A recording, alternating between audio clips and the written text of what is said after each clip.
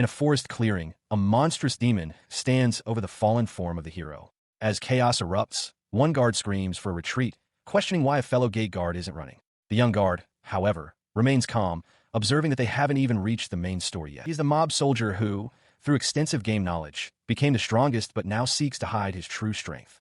Dismissing the unfolding crisis as unimportant, he lunges forward to intercept the demon. This world he now inhabits is that of an RPG called Brave of Asterisk, or Brias.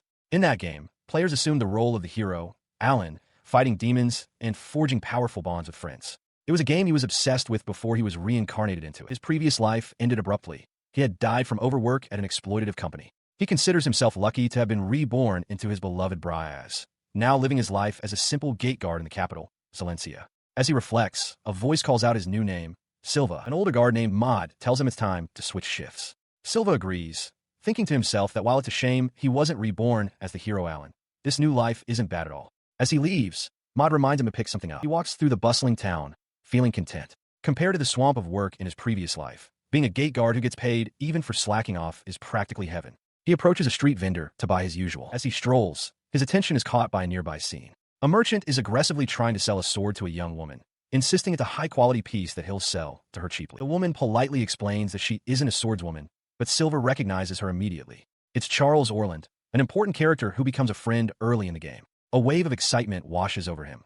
She was his favorite character. The merchant continues his pitch, claiming the weapon is a holy sword blessed by the king of the fairies, powerful enough to make even a novice strong. Internally, Silva knows the man is lying and scoffs at the attempt to fool Charlie, though he admits her naive side is quite cute. Seeing her in the flesh, so undeniably adorable, is an overwhelming experience. He feels a profound sense of gratitude for his death and reincarnation, thanking God for this very moment. He watches, stunned, as another young man with spiky hair calls out from across the plaza, telling Charles to wait. The newcomer strides forward and points at the merchant, confidently declaring that the sword is a fake.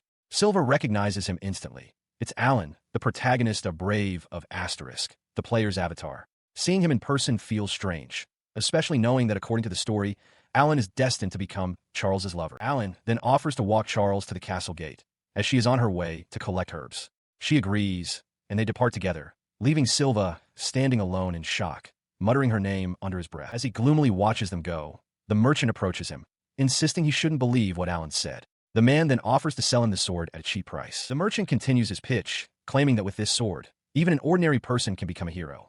The words catch Silva's full attention. His expression hardens slightly. He reaches out, his hand stopping the merchant's own, and calmly declines the offer. He explains with a gentle smile that he is just a gate guard, and a regular sword is more than enough for him. His simple refusal leaves the merchant baffled.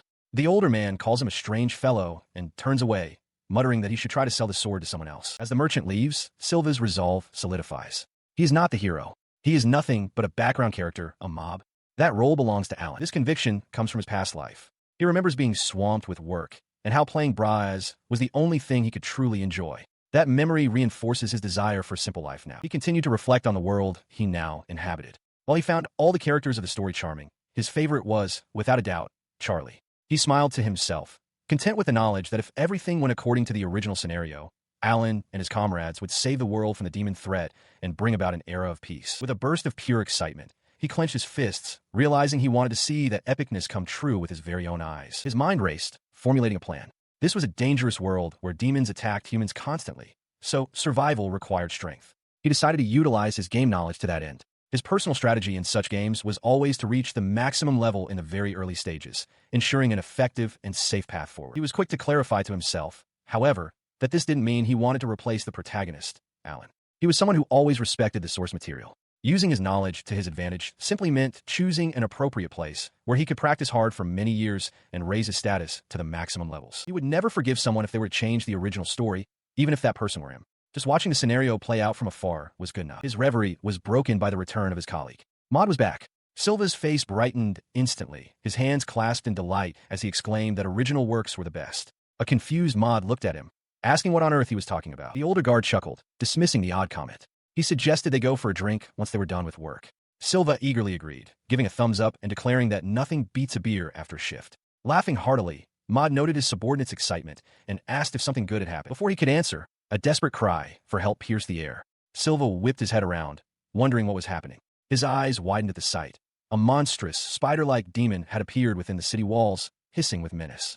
Maud stared, frozen in terror. As other guards scrambled to react, Maud turned to his partner. "What was that, Silva?" he asked.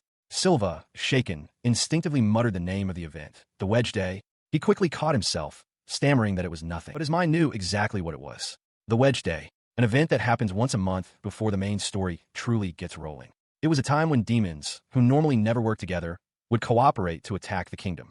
According to the game's script, no significant damage is done in this event, and the hero swiftly exterminates the demons. But as the attack began, Maud, the senior guard, bellowed orders at his men to tighten their formation.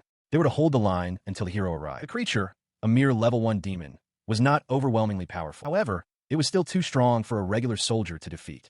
Silva watched as his comrades struggled, their blades failing to make a significant impact on the beast. He considered that taking the demon out himself wouldn't be that hard, but he was reluctant to drastically alter the scenario. He resolved to simply do his duty as a gate guard and hold it off. His thoughts were cut short as Maud cried out in pain, struck by the creature. Silva's gaze hardened as he wondered when the hero was finally going to show up. Instantly, Silva was at his side, asking if he was okay. Maud waved him off, insisting it was just a graze. But when Silva turned back, the demon had vanished. Clenching his fists, he cursed the creature for daring to harm Maud before running away. Watching the uncharacteristic outburst, Maud was taken aback. He wondered himself if Silva had always been that fast on his feet. Meanwhile, far from the chaos at the city gate, Charles Orland rested by a peaceful stream while Alan played in the water nearby. Having finished collecting herbs, she decided it was time to regroup with Alan and began pulling on her boots. Her movements paused as a sudden rustling from the nearby bushes caught her attention. Peering into the dense foliage, she called out, asking if someone was there. Silva dashes through the woods, pursuing a foe. He notes its incredible speed and considers trying to cripple it by cutting off one of its legs. Suddenly, his eyes widen in shock. He skids to a halt, his gaze fixed on Charles Orland, standing in a clearing ahead. He is stunned, wondering what she could possibly be doing there. His mind races as he struggles to compose himself. He knows with a strange certainty that Charles isn't supposed to be here, that this deviates from the game. A wave of panic hits him as he realizes her life is in danger, a fate she's not meant to suffer. His fear is realized when a monstrous, dark-skinned demon with white hair materializes behind Charles, raising a clawed hand to strike. As she cries out in terror, Silva roars a challenge, drawing his sword and vowing that the creature will not lay a hand on her. He lunges forward, unleashing a powerful technique, Zalencia's sword style, spinning top. In a blur of motion, his blade carves through the demon's torso, intercepting the attack just as Charles falls backward. The demon's body slumps to the forest floor, defeated. Silva sheathes his sword, the immediate danger averted. Nearby, Charles sits on the ground, covering her mouth in relieved shock. With the threat gone, he turns his full attention to Charles, his expression softening with concern. She looks up at him, her cheeks flushed. A mixture of gratitude and relief is playing on her face. He rushes to her side, his composure breaking as he frantically asks if she is all right and if the demon managed to injure her. Charles, still flustered, reassures him that she is okay. He stood frozen, the adrenaline fading, replaced by a sudden, dawning horror. He realized he had just acted completely out of turn, blurting out, "Oh, shoot. I've gone and done it." His flustered state was interrupted by Charles, who asked who he was. Misinterpreting the question, he reflexively answered that he was just a gate guard. With a gentle smile, she clarified that she wasn't asking about his profession. She wanted to know his name. She leaned closer, her expression earnest as she pleaded, "Please, tell me your name." The directness of her request left him looking away, a blush creeping up his neck. The unexpected turn of events was overwhelming. His life, this entire scenario, was veering wildly off course. Charles's voice cut through his thoughts as she thanked him, calling out his name. He finally managed to reply, stammering, "I am Silva." While on duty at the castle gate, Silva has a moment of panic. He realizes he has just made contact with Charlie. He quickly turns to a nearby woman, explaining that he has guard duty and must be going. His mind races with anxiety. He recalls that he had no choice but to defeat a demon in front of her, and now he worries this action might influence the plot in some unforeseen way. As he frets, his superior, Maud, calls out his name. The older guard informs him that he has a direct summons from the captain of the elite Holy Guard. Stunned, Silva questions if he heard correctly, asking if Maud truly meant the captain. He offers a grim smile, stating that while he doesn't know what kind of trouble Silva has gotten himself into, he will take care of his funeral. Silva pleads with him not to say such ill-omened things. Maud laughs and apologizes, but adds a serious warning. The captain of the elite Holy Knights Order is known to be extremely stern. He hopes Silva gets off with just a scolding. Soon, Silva arrives at his destination, the imposing headquarters of the elite Holy Knights Order. Inside, two fully armored knights escort him through the stone corridors. One confirms that everything is in order and directs him forward. As he follows, a bead of sweat forms on his temple. He looks up with determination, thinking that he must do everything in his power to avoid meeting her. Meanwhile, in an office lined with bookshelves, a woman in ornate armor stands reading a report. She is the captain of the elite Holy Knights. She stares at the report in her hands, her eyes widening in disbelief. Through the window behind her, Silva could be seen approaching the office. With a sudden, explosive burst of energy, she slammed her hands forward, shattering the window glass with a bright, welcoming smile. As the door rattled shut behind him, Silva stepped inside. The captain welcomed him warmly by name. He took in her appearance: lustrous silver hair, blue eyes as deep as the ocean, and a physique he recognized as one of the best in the game. He identified her immediately. Elda Snow White, captain of the elite Knights Order. To him, she was also a conquerable love interest in the world of Bryas. He cautiously asked if she needed him for something. With a pout, she called him a thick-headed guy, asking if he truly didn't understand why he was there. A sudden, dreadful realization struck Silva. For some reason, Elda knew about his true abilities. The fact that she had specifically called him overgave him a very bad feeling. His fear was confirmed as her expression hardened. Leaning forward, she asked him directly, "You're the one who took out the demon, right?" Silva flinched, startled by the accusation. He tried to play dumb, asking what she meant. Elda elaborated, referencing the demon attack from the other day and a report about a demon's corpse that had been found completely ripped apart. She continued her logical takedown, stating that the demon showed traces of being defeated by a technique called spinning top. Excluding the hero, the only person capable of such a feat was the captain of the Holy Knights Order, who wasn't present. She locked eyes with him, demanding to know who else could have possibly done it. Silva was left speechless. Elda leaned back, declaring it was time for him to face the facts. A person with his level of skill, she insisted, should dedicate himself to serving the country as a knight. He deflects the accusation, pointing out that she specifically excluded the hero from her line of questioning. He wonders aloud if it's possible the hero was the one who defeated the demon. Internally, however, a single thought consumes him. If he were to confess, his peaceful life would be utterly ruined. Captain Elda taps a finger on her desk, dismissing his theory as naive. She explains that the hero is duty-bound to report all demon suppressions to the country, yet the defeat of the spider remains officially unknown. Leaning forward with an intense smile, she declares that she won't stand for it and demands he come to terms with the situation and join the Knights Order. Her expression contorts with shock and disbelief at his continued refusal. She demands to know how he can still deny it. From across the room, Silva retorts that she has no solid proof for her claims. Frustrated, she questions why he is so vehemently against the idea of joining the Knights Order. She begins listing the benefits: a handsome wage and numerous other perks from the country that would far surpass his current station. He concedes her point, but explains his reservations. As a knight, he will be forced to take on missions, his primary role being to back up the hero and protect the country. The thought of such a responsibility gives him mixed feelings. Continuing, he states plainly that he doesn't want to get close to the main characters. When Elda asks what he means, he quickly dismisses it as nothing, though he internally reaffirms his conviction. He has absolutely no plans to become a knight. Her expression hardens. She calls his reluctance a crying shame. Realizing that persuasion has failed, she concludes that she can no longer afford to be picky about her methods. As she rises from her desk, a bewildered Silva can only look on, questioning what she means. Silva stares in shock at a document thrust before him by the elite knight captain. It's a letter of admission, bearing a signature he vehemently denies writing. He recoils, realizing she's gone too far. He thinks to himself that as the captain of the Knights Order, she could easily get away with such a forgery. Her menacing demeanor vanishes in an instant. She dismisses the letter, claiming it was just a joke and that she can't force people to join without their consent. She then presents him with a rolled-up scroll. He takes the new document, asking what it is. The captain explains that she will give up on inviting him to join, but in exchange, she needs him to do her a favor. The paper shows a sketch of an unfamiliar man. She identifies the man as Brajo Bertoli, an applicant hoping to pass the entrance trials for the Knights Order. With a hardened expression, she states her request plainly. She wants Silva to stop him from joining. He recognizes the surname, asking if Brajo belongs to the incredibly famous Bertoli family. The captain confirms that he does, but her tone is laced with contempt as she calls the man an irredeemable scumbag. She explains the predicament. Because Brajo is a noble, she can't simply fail him in the trials without facing pressure from the higher-ups. This, she points out, is where Silva comes in. She lays out her plan. Silva will fight Brajo in a mock battle during the entrance trials. He is to defeat him soundly, convincing everyone that Brajo is unfit to join. Silva realizes with a start that she's using him for sabotage. He considers the proposition, then asks for confirmation. If he stands in for her and does this favor, will she truly stop trying to recruit him into the Knights Order? Her expression brightens into a wide, confident smile. She assures him that is the deal, stating that she is counting on him. Within the stone walls of the capital's fortress, a new and troublesome task weighed heavily on one of its guards. He trudged through the streets, sighing in frustration. They had given him one hell of a bothersome job. He considered the delicate balance of his predicament. Brajo was a character who wasn't supposed to be significant, yet he still had connections to the Knights Order. Any misstep on Silva's part could have unforeseen consequences, altering the course of events. This realization solidified his resolve. Brajo didn't factor into the main events, but Silva knew hardly anything about him. He would need to gather information. He steeled himself, determined to keep his contact with the main characters to a minimum. He vowed he would not screw up like that again. Just then, a light tap on his shoulder broke his concentration. Startled, he spun around to see a familiar face smiling at him. It was Charles Orland, who who called out his name, Silva. His immediate reaction was panic. He insisted she shouldn't be meeting with him, then quickly backtracked, stammering that he was, in fact, happy to have met her. The memory of their first encounter, when he had steeled his resolve, flashed through his mind. She, however, was undeterred by his awkwardness. She reminded him that he had run away right after saving her, and that she had been looking for him ever since. He tried to explain, claiming he had some pressing matters to attend to. His excuse felt flimsy even to him. He covered his face with his hand, offering a sincere apology for leaving without a word. Charles watched him, a thoughtful expression on her face as she simply said, "I see." Then, her expression sharpened as a crucial question occurred to her. "By the way," she began, pointing a finger at him, "why do you know my name, Silva?"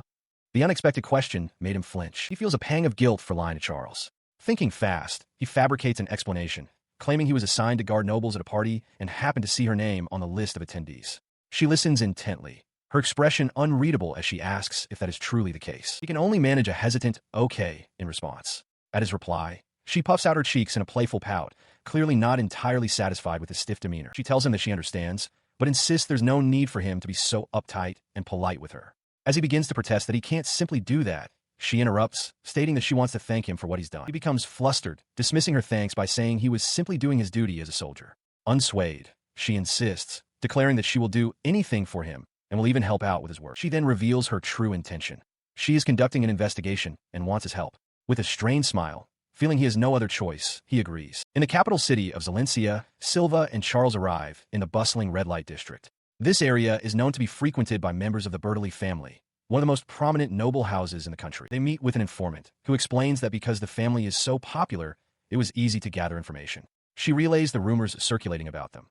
They've secured immense leverage with the royal family through large donations, but are also said to be involved in human trafficking and dealing illegal drugs. Absorbing this grim news, Charles glances towards Silva with a faint blush as they walk through the crowded streets, drawing stares from the locals. He believes that, according to the information he received, their target should be somewhere in this area. Noticing her silence, he turns to her and asks what's wrong. Her face flushes a deep red.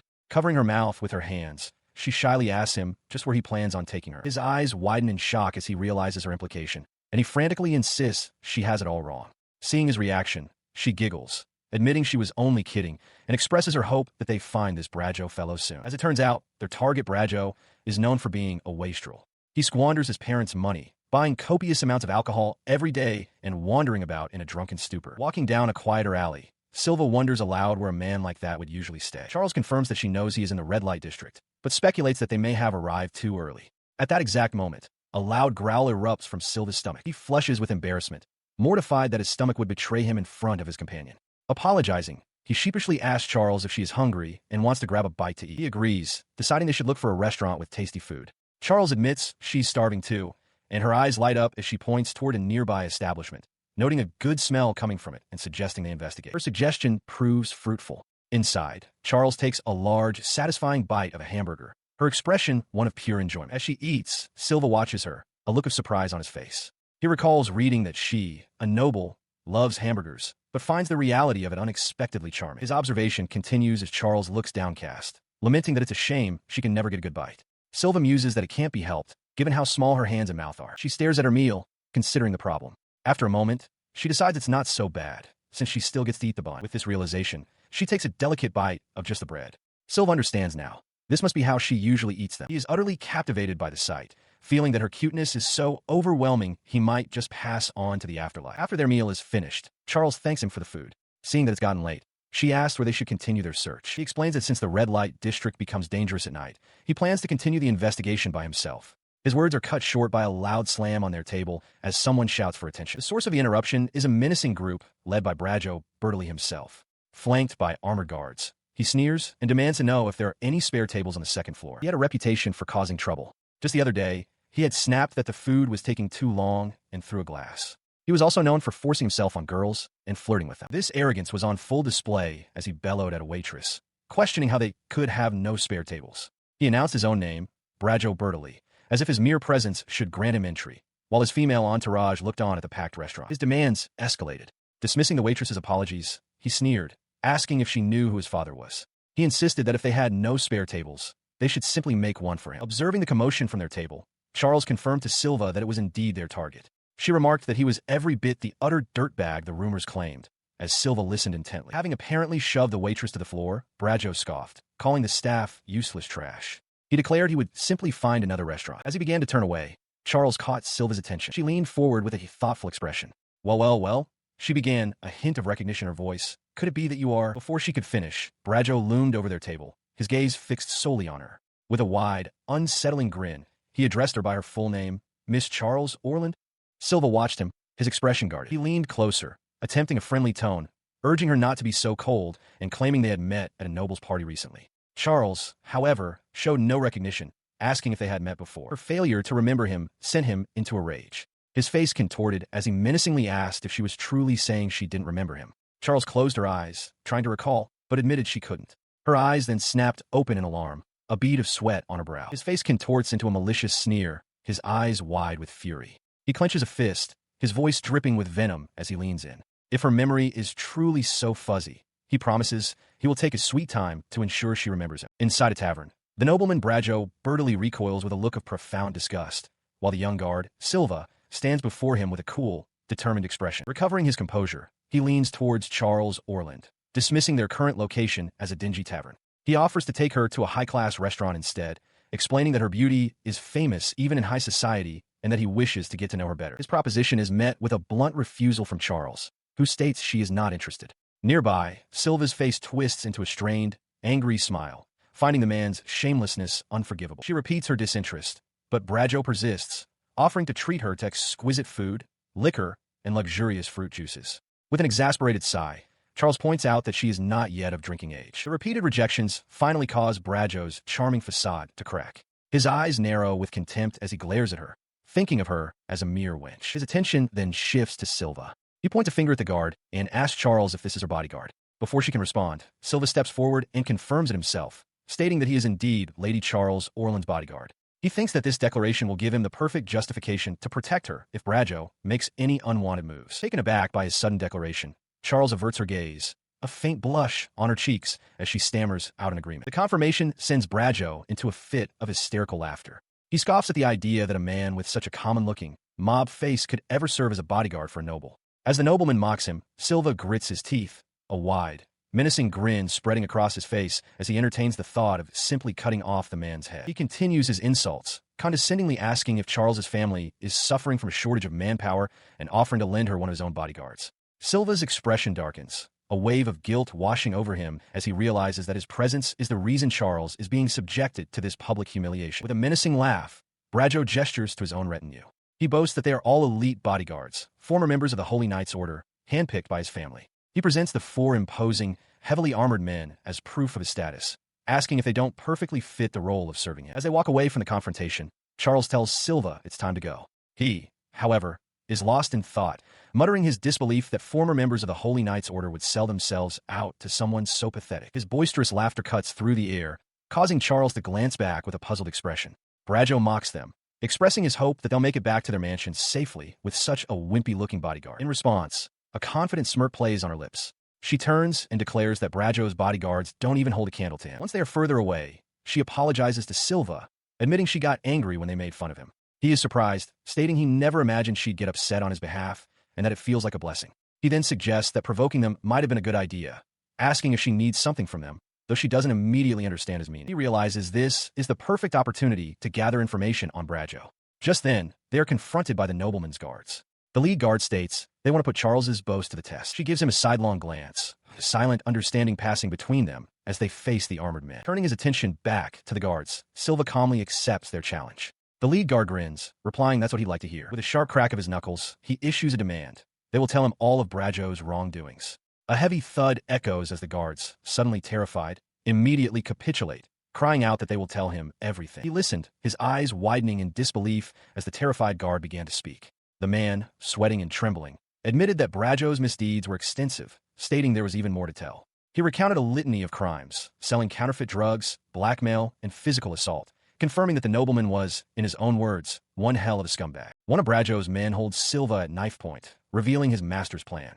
After passing the entrance trials, Brajo intends to find leverage on the captain to seize complete control of the Knights Order. He understands Brajo's intent is to make the order subservient to him, a move that would endanger the townspeople and allow corruption to fester throughout the country. Silva realizes he must intervene to stop this plot. Now standing over the defeated guards, he tells them he won't report their loss. He instructs them to return to their master with a fabricated story of their victory and to never speak a word of what truly happened. As he deals with the aftermath, Charles Orland approaches, calling him Silva. She remarks that no ordinary soldier could have done what he did, easily wiping out a demon, and asks him directly how he became so strong. He turns to her with a wide smile, cheerfully explaining that it was tough training. For many years, he says, he has been hiding out in the mountains. He elaborates that the place was crawling with monsters, and he nearly died every day, which is how he grew so strong. Seeing Charles's concerned expression, he quickly reassures her that she doesn't need to resort to such dangerous methods. He smiles warmly, betting his life that Charles will get stronger without such hardship.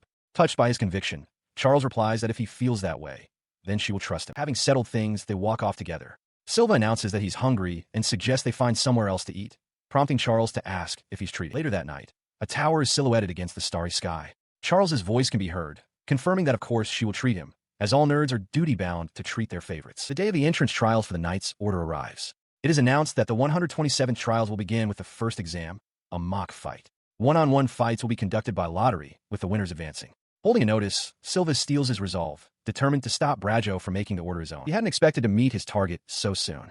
Brajo Bertoli pointed a gauntlet finger, recognizing him as the dull-looking bodyguard from before. Silva, unfazed, offered a simple greeting, surprised to see Brajo there as well. The nobleman sneered, remarking that he could say the same. He revealed that his bodyguard had reported the outcome of their encounter, and that they were supposed to have beaten Silva soundly to teach him a lesson. Yet, he observed, Silva didn't look injured at all. With a knowing smile, he explained that he had simply gone to the church for a healing potion.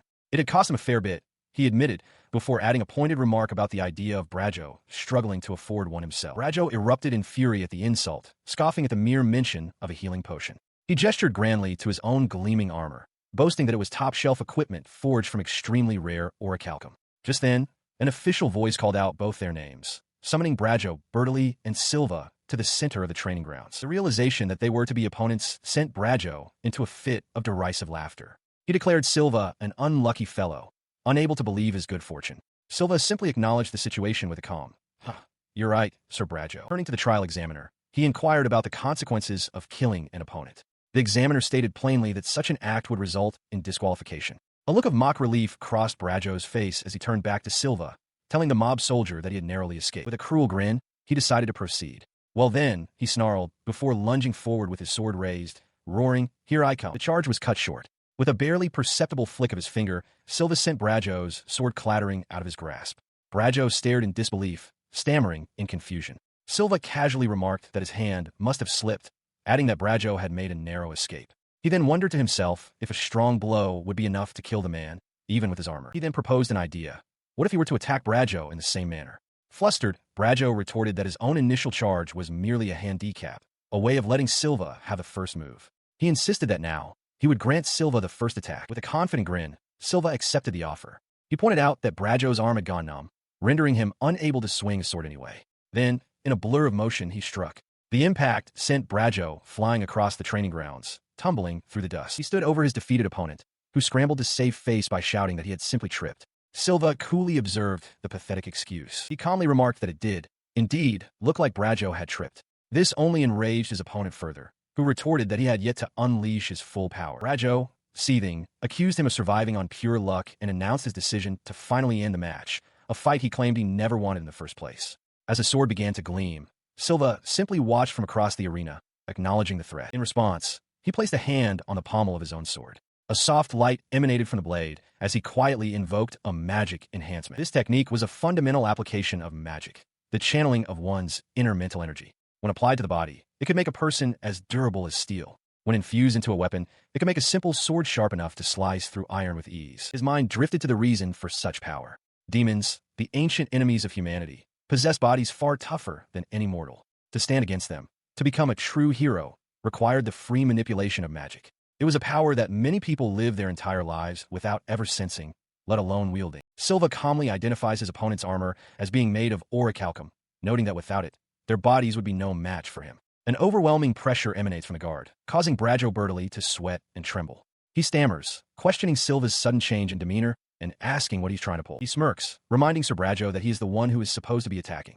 After all, he points out, one cannot win a duel without launching an attack. Brajo recoils in terror, accusing Silva of planning to kill him. He concludes aloud that some low-ranking nobles must have hired the guard for a paltry sum. The term bottom feeders causes Silva's expression to harden instantly. His confirmation that Brajo was speaking about Charles makes the nobleman flinch.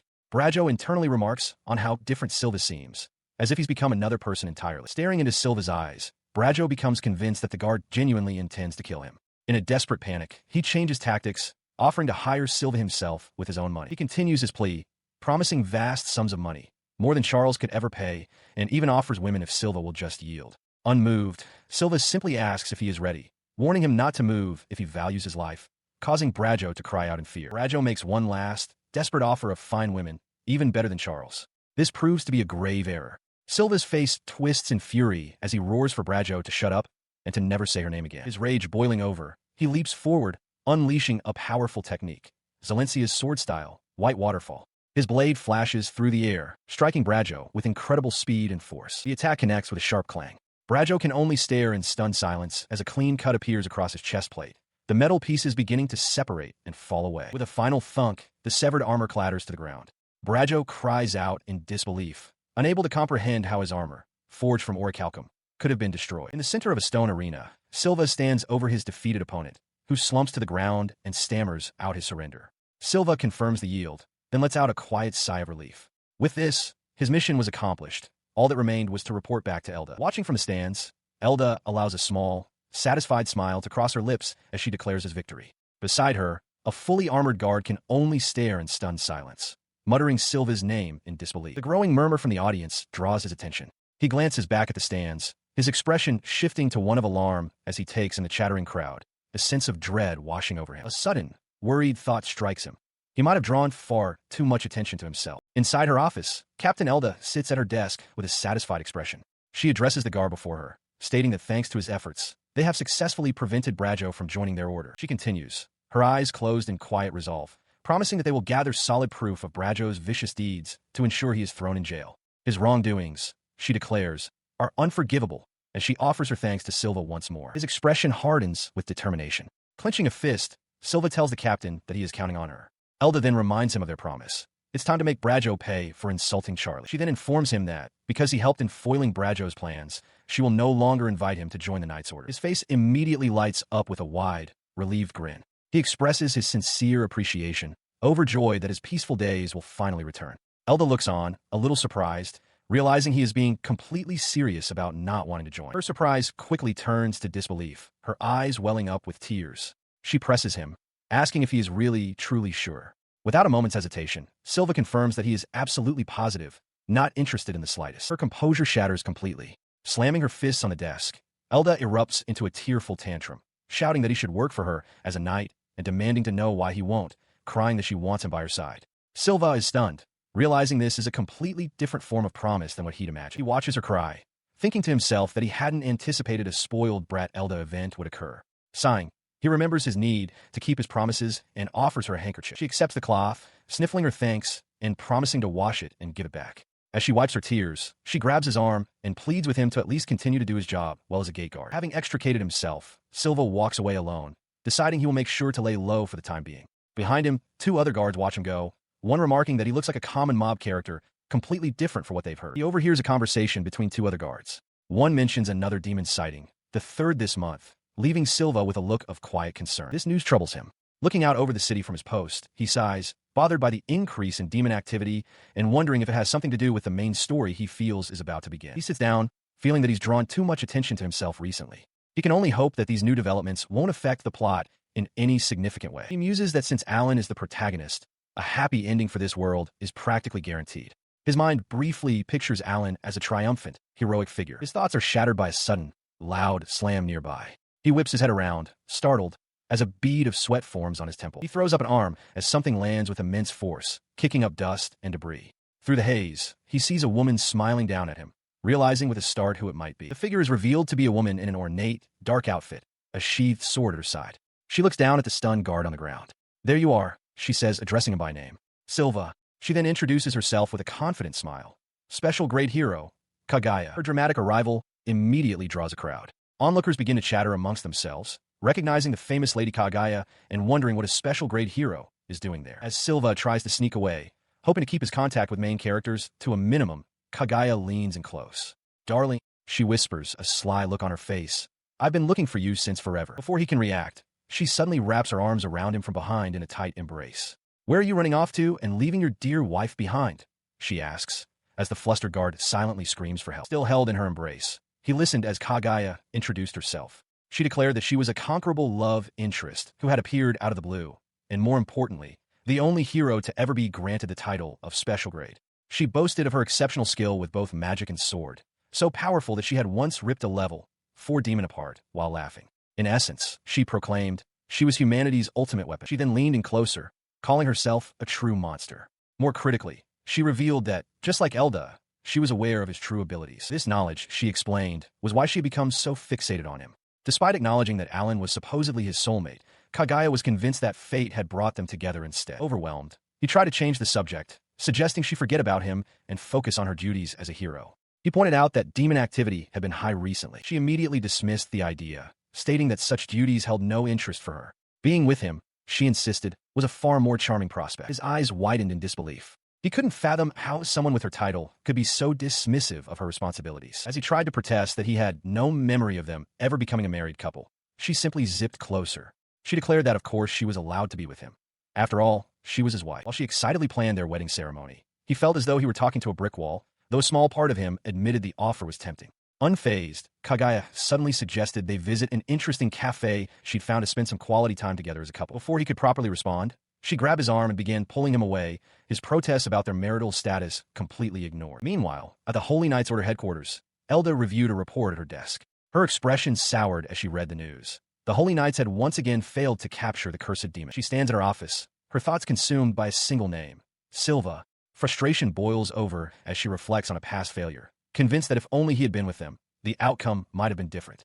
With a sharp crack, her fist strikes the desk. Following the outburst, she moves to the window, crossing her arms as she gazes out at the city below, lost in a memory. Her eyes land on a small, folded wallet left on the windowsill. The object brings him back to the forefront of her mind. He was a strange one, she thinks. Even now, in such a difficult situation, she finds herself inexplicably expecting him to do something extraordinary. Her mind flashes back to a chaotic battlefield. A knight's desperate cry rings out. The hero has been taken. The statement, the worst that could be uttered in battle, was understandable given the overwhelming number of enemies. As a massive, horned demon held the fallen hero, she took command, ordering everyone to fall back while she bought them time. She knew reinforcements had already been called. Kaguya was on her way. But having sustained an injury, she wondered how long she could possibly hold out. With some time, still before Kaguya's arrival, she resolved to fulfill her duty and minimize the damage by thinning the demon's numbers herself. The fight was grueling. She thought that if they had been mere level 1 demons, she could have handled them, even with her injury. Against level 2 demons, however, it was a tall order. A sudden, sharp impact sends a jolt of pain through her body. A demon's clawed limb stabs deep into her side. Gritting her teeth against the agony, she steels her resolve, declaring internally that she has no intention of sacrificing herself for free. A faint light begins to glow from her armor. She lunges, unleashing a sweeping attack that slices across the horned demon's chest. The creature simply grins, unfazed. Ignoring the beast, she dashes past, desperate to reach her comrades. But the demon roars, telling her it's not so fast. It leaps through the air to intercept her, a terrifying sight against the backdrop of her knights, cowering in fear. She remembered him clearly from that day. He wasn't a knight in shining silver armor. Instead, he wore battered steel and simple shoes. Yet he was the one who stood and looked the demon straight in the eye. As she began to shout a warning, he cut her off, stating that they hadn't even gotten to the main event yet. With that, he charged forward, swinging his sword and shouting incomprehensible gibberish. Elda could only watch, thinking his effort would be meaningless. But Kaguya, who was also there, saw it differently. Elda recalled the way he looked at that moment, thinking he was by far the most beautiful of any knight she had ever seen. The memory faded. Back in the present, Elda explained to Silva that ever since that day, she had incessantly asked him to join the Holy Knights Order. Yet, she noted with a hint of frustration, he always denied himself the opportunity. She grabbed him by the collar, her voice filled with conviction. She told him that she felt he had been given a power specifically to protect this world. The next day, Elda arrived at the scene of an attack. A knight on duty greeted her, expressing surprise that she had come in person. The knight reported that there were 2 victims. He explained that it seemed to be the work of a cunning demon, as there were hardly any traces left. He concluded that they would need to call for Sir Hero. She confirmed that she had already asked him to come, but since they didn't know anything about their target, they were prioritizing the investigation for now. She ordered the knight to continue his report, and he acknowledged. She continued, stating that both victims were women. They had bite marks, and it seemed their blood had been drained. Considering the lack of any other traces, he estimated the demon was probably over level 3. Elda's face hardened as she took in the grim news, thinking how awful the situation was. The scene before her was one of utter devastation. Bodies lay strewn across the floor in a tangled heap, their clothes ripped and faces locked in silent screams. A grim testament to the demon's brutal attack. Clenching her fist in frustration, she turned to the knight beside her. She ordered him to relay a message to the other knights and to summon gate guard Silva to the Knights' Orders headquarters. Her voice then rose, putting all holy knights and soldiers on high alert and commanding the scout regiment to expand its range of search immediately. Flanked by armored guards, Kaguya leans in close to Silva, expressing her excitement for their first task together and calling him darling. Visibly flustered, Silva demands she stop using that phrase. He inwardly laments the situation. Yesterday was already difficult with Kaguya following him around, and now he's been assigned to investigate the demon attack. He feels he's gotten himself into a messy fix. The scene shifts to several hours prior. During a briefing with the elite knight captain, Elda, Silva asks her about a vampire, and she confirms his query. She clarifies that vampire is a popular alias being used for the culprit behind the demon attack that occurred the other day. Continuing her report, she informs him that there were 2 victims. Their corpses were discovered completely drained of blood, with distinct bite marks on their necks. Back in the present, Silva wonders aloud what Kaguya is doing there. She snuggles up against his arm, declaring with a smile that she does as she pleases and that it has nothing to do with the captain, who watches them with a stern expression. In a swift motion, Elda slaps Kaguya's hand away from Silva, shouting for the lascivious wench to get away from him. She pushes Kaguya back, repeating her demand. Unfazed, Kaguya calmly points out that she was merely linking arms with him. Kaguya calls the captain uptight.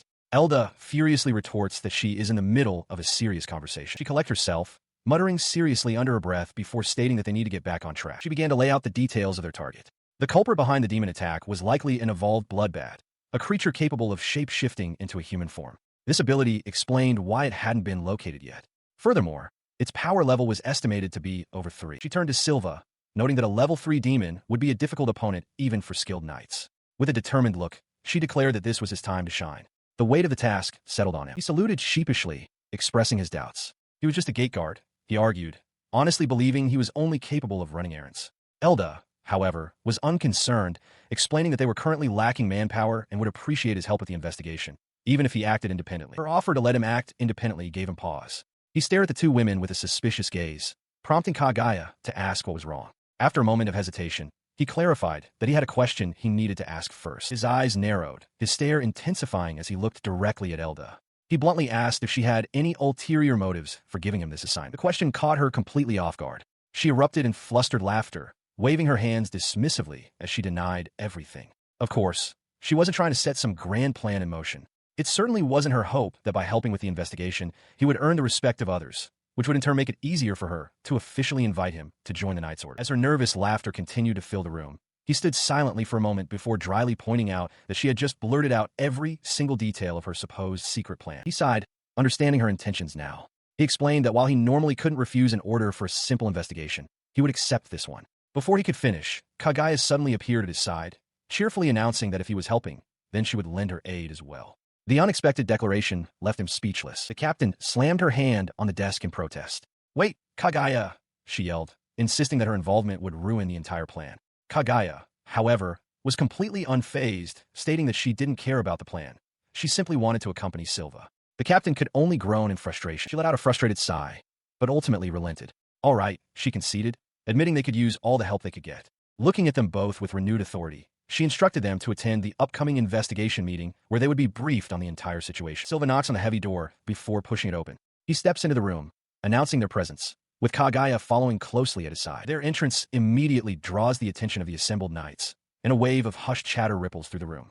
The men whisper amongst themselves, questioning who the unknown soldier is, but their focus quickly shifts as they recognize the woman with him. Murmurs spread, wondering why a special great hero like Lady Kaguya would be paired with a mere soldier, concluding it must be Captain Elda's orders. Kaguya, however, simply closes her eyes, a faint, knowing smile playing on her lips as she basks in the attention. The whispers echo through the spacious briefing hall, where a large, round table awaits the attendees. Silva and Kaguya stand together, a noticeable distance from the other knights who continue to gossip amongst themselves. In the briefing room, Kaguya approaches a table occupied by several knights, including a startled Silva. With a bright smile, she asks if she might sit with them. Silva stammers his approval, and she thanks him, taking a seat. She leans forward with a playful glint in her eye, chuckling that they are certainly standing out. Internally, Silva corrects her, thinking to himself that she is the one drawing all the attention. Once everyone is settled around the large circular table, The knight in charge announces that the investigation meeting regarding the vampire attack will now commence. He begins by summarizing the known facts for the group. They need to organize what they know, starting with the two victims, both in their 20s, whose corpses were discovered in the northern part of the capital. As the grim details are shared, Maud curses the wretched demons responsible. Beside him, Silva listens, a realization dawning on him. This particular attack case never existed in the main story of Brias. He processes this new information, concluding that if this is a deviation, it means the main characters won't be joining the fray, and the case will likely resolve itself on its own. This thought brings a wave of nervous relief over him. He glances sideways at Kaguya, only to see that she has her eyes closed, apparently having dozed off during the briefing. He quickly recalls the conclusion of the meeting. In short, they will expand their search range and establish a night patrol. He and Kaguya have been put in charge of the Eastern Gate. With their new orders, he turns to his partner, cheerfully announcing that it's time to go investigate. He calls her name, but then realizes with a start that she is still completely fast asleep. He stares at her sleeping form, a look of utter disbelief on his face as he mutters, seriously. He approached a large, stern-faced knight, offering his assistance with a nervous smile. The knight looked down at him, his expression severe, and demanded to know which group he had been assigned to. Upon hearing Silva's answer, the knight erupted in frustration, questioning Captain Elda's judgment. He couldn't understand why a special-grade hero would be paired with a common soldier from the Eastern Gates Guard Regiment. He then furiously declared that Kaguya was supposed to team up with his unit, the Second Holy Knights Order. The motive became clear to Silva. The man was trying to poach the hero to steal the credit for himself. The knight leaned in close, his voice a low growl, warning Silva about his insolence. Unfazed, Silva calmly stated that the decision was not the knight's to make. His anger rising, the knight gestured towards the sleeping Kaguya and ordered Silva to withdraw from the investigation immediately, declaring it far beyond the capabilities of a simple soldier. As Silva began to explain that he was following direct orders from the captain of the First Holy Knights Order, the man lunged forward, grabbing him by the collar. He snarled that they were the Second Holy Knights Order and had no regard for the First Authority. A subordinate watched nervously, sensing his leader was going too far. He shoved Silva backward, roaring that as esteemed members of the Second Order, they could not tolerate being outdone by the First in any manner. Suddenly, his subordinates began to tremble, urgently trying to warn their leader of a presence directly behind him. A cold voice cut through the air, telling him to be quiet. The knight paused, a bead of sweat on his brow, and glanced back in confusion. Standing atop the table, her eyes glowing with fury, was Kaguya. She remarked on the knight's audacity for laying a hand on her darling. As a dark energy swirled around her, Silva, now released, watched in astonishment, pleading for her to calm down. She moved in a blur, her sheathed katana flashing out. The weapon slammed against the Second Order leader's armor with a resounding crack. Silva, caught completely off guard by her sudden, violent intervention, could only cry out her name in disbelief. The force of the blow sent the massive knight crashing to the floor with a heavy thud. Standing over his defeated form, Kaguya held up a hand, her gaze icy as she issued a simple, non-negotiable command to the stunned onlookers. Stay back. With a satisfied smile, Kaguya clenches her fist as the knights who accosted them lie defeated on the ground. She scoffs at their audacity, remarking on the gall they had to lay their hands on her husband. Silva stares in disbelief, questioning if she, a special-grade hero, truly just said that. Kaguya turns to him with a playful wink, apologizing for not holding back. He can only look on, stunned by her swift action. As they walk away, he tries to address her sudden use of magic, telling her it's bad for his heart. She, however, seems lost in a daydream, sighing contentedly about how romantic a night patrol is. She turns to him with a bright smile, justifying her actions by asking if it isn't only natural for a wife to protect her husband, especially since their assailant had attacked him. He concedes that she saved him, but mutters that she went too far. With a smug grin, Kaguya ignores his complaint, instead asking for praise for having protected him. She notices his unenthusiastic expression, pointing out that he looks doubtful. Silva can only respond with a weary sigh. Kaguya insists that she isn't lying about her love for him. She lists the things she loves, his tendency to take care of people, and how fun it is to tease him. Her expression softens into one of genuine affection. Chief among all, she confesses, is his true strength that he keeps hidden from others. She loves all of that about him. He looks away, doubting that a chance for him to go all out would ever come. Leaning in close, Kaguya gently pokes his cheek, telling him she wants to see it someday. She then floats into the air before him, a small smile on her face. She muses that responsibility is part and parcel of being strong, though she feigns ignorance about it. Below her, Silva is left to ponder her words, quietly repeating, responsibility. He stood with Kaguya under the night sky as she gazed upwards. She called his name, directing his attention to the brilliant full moon and remarking on its beauty. His eyes followed her gaze, taking in the sight. He agreed with her assessment before asking a question of his own, wondering about her origins. Kaguya turned to him, her expression serious, and posed a hypothetical. If she were to claim she was born from the moon itself, would he believe such a story? The question stirred a painful memory within Kaguya. She recalled a time when she was just a child, chosen as a vessel for clandestine research aimed at harvesting the moon's magic. Shadowy figures had watched her, one of them knowing her true nature. This power, drawn from the moon, had transformed her into the strongest, but it had come at the cost of her tears. Snapping back to the present, her hypothetical question was met with an immediate and sincere answer from Silva. Without hesitation, he confirmed that he would believe her, catching her completely off guard. Her surprise gave way to a warm, relieved smile. She laughed softly, pleased that he believed her, and offered a quiet thank you. He then explained his reasoning, suggesting that believing she came from the moon would simply make the idea of her more romantic. His unexpected explanation left her speechless. The word romantic echoed in her mind, and she stood frozen, a blush creeping up her cheeks as she tried to process his comment. Her composure broke entirely. Flustered, she pointed at him, declaring that he was finally being sheepish, and playfully accused him of emotional abuse for teasing his wife in such a way. He calmly, and very directly, reminded her that she was not, in fact, his wife. His own blunt correction seemed to catch him by surprise. He trailed off, a sudden realization dawning on him that his choice of words felt misplaced. His internal thoughts were cut short as a strange scent drifted through the street, his expression hardening with suspicion. He and Kagaya stood alone in the quiet alleyway, the unfamiliar odor putting him on immediate alert. The scent was immediately followed by a piercing scream from deeper within the city. Silva turned, calling Kagaya's name, as she confirmed she'd heard it too. As they began to move toward the sound, a chilling recognition dawned on him. He knew this scent. Before he could voice his realization, Kagaya suddenly faltered, a pained growl rumbling in her throat as she clutched her midsection. Her face contorted in agony and disgust as she identified the source of the foul odor. It was, she hissed, the filthy scent of demons. In a dark alley, Alan and Kagaya come upon a grim scene. A hooded figure looms over a fallen knight. Outraged, Alan demands to know what they are doing as he draws his sword and dashes forward. The assailant moves with unnatural speed, leaping onto a nearby wall and bounding away into the night. Watching the figure escape, Alan curses his momentary hesitation. He immediately turns his attention to the victim, rushing to her side to check her condition. Kneeling down, he is relieved to find that the elite knight captain is still breathing. He looks to Kagaya, asking if she can take the captain to the medical office. He declares his intention to go after the demon. She doesn't mind, but she questions if he can manage the pursuit by himself.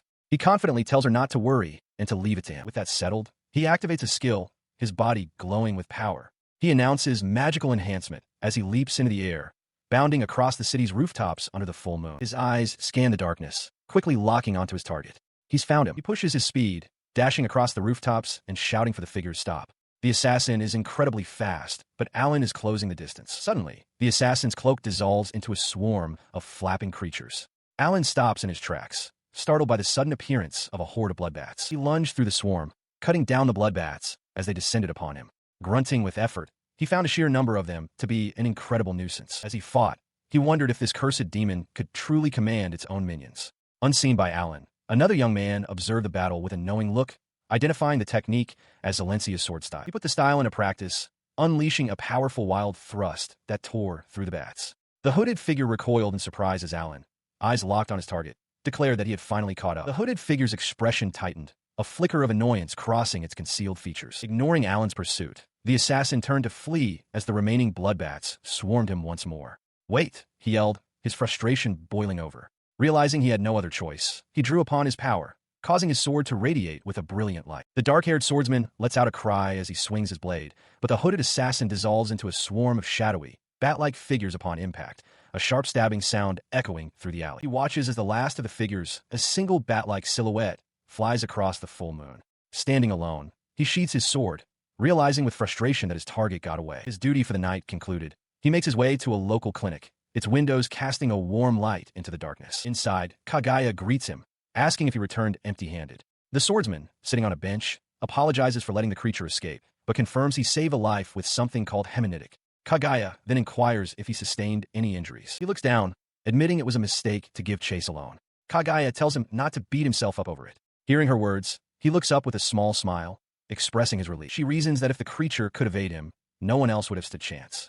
Her attention then shifts to a scrap of dark fabric in his hand, suggesting it could be a lead. He examines the cloth, his resolve hardening as he vows to catch it next time. Kagaya beams, finding his renewed motivation lovely. Flustered by her praise, the swordsman turns away, sheepishly asking her to stop. As they leave the clinic, he considers their predicament.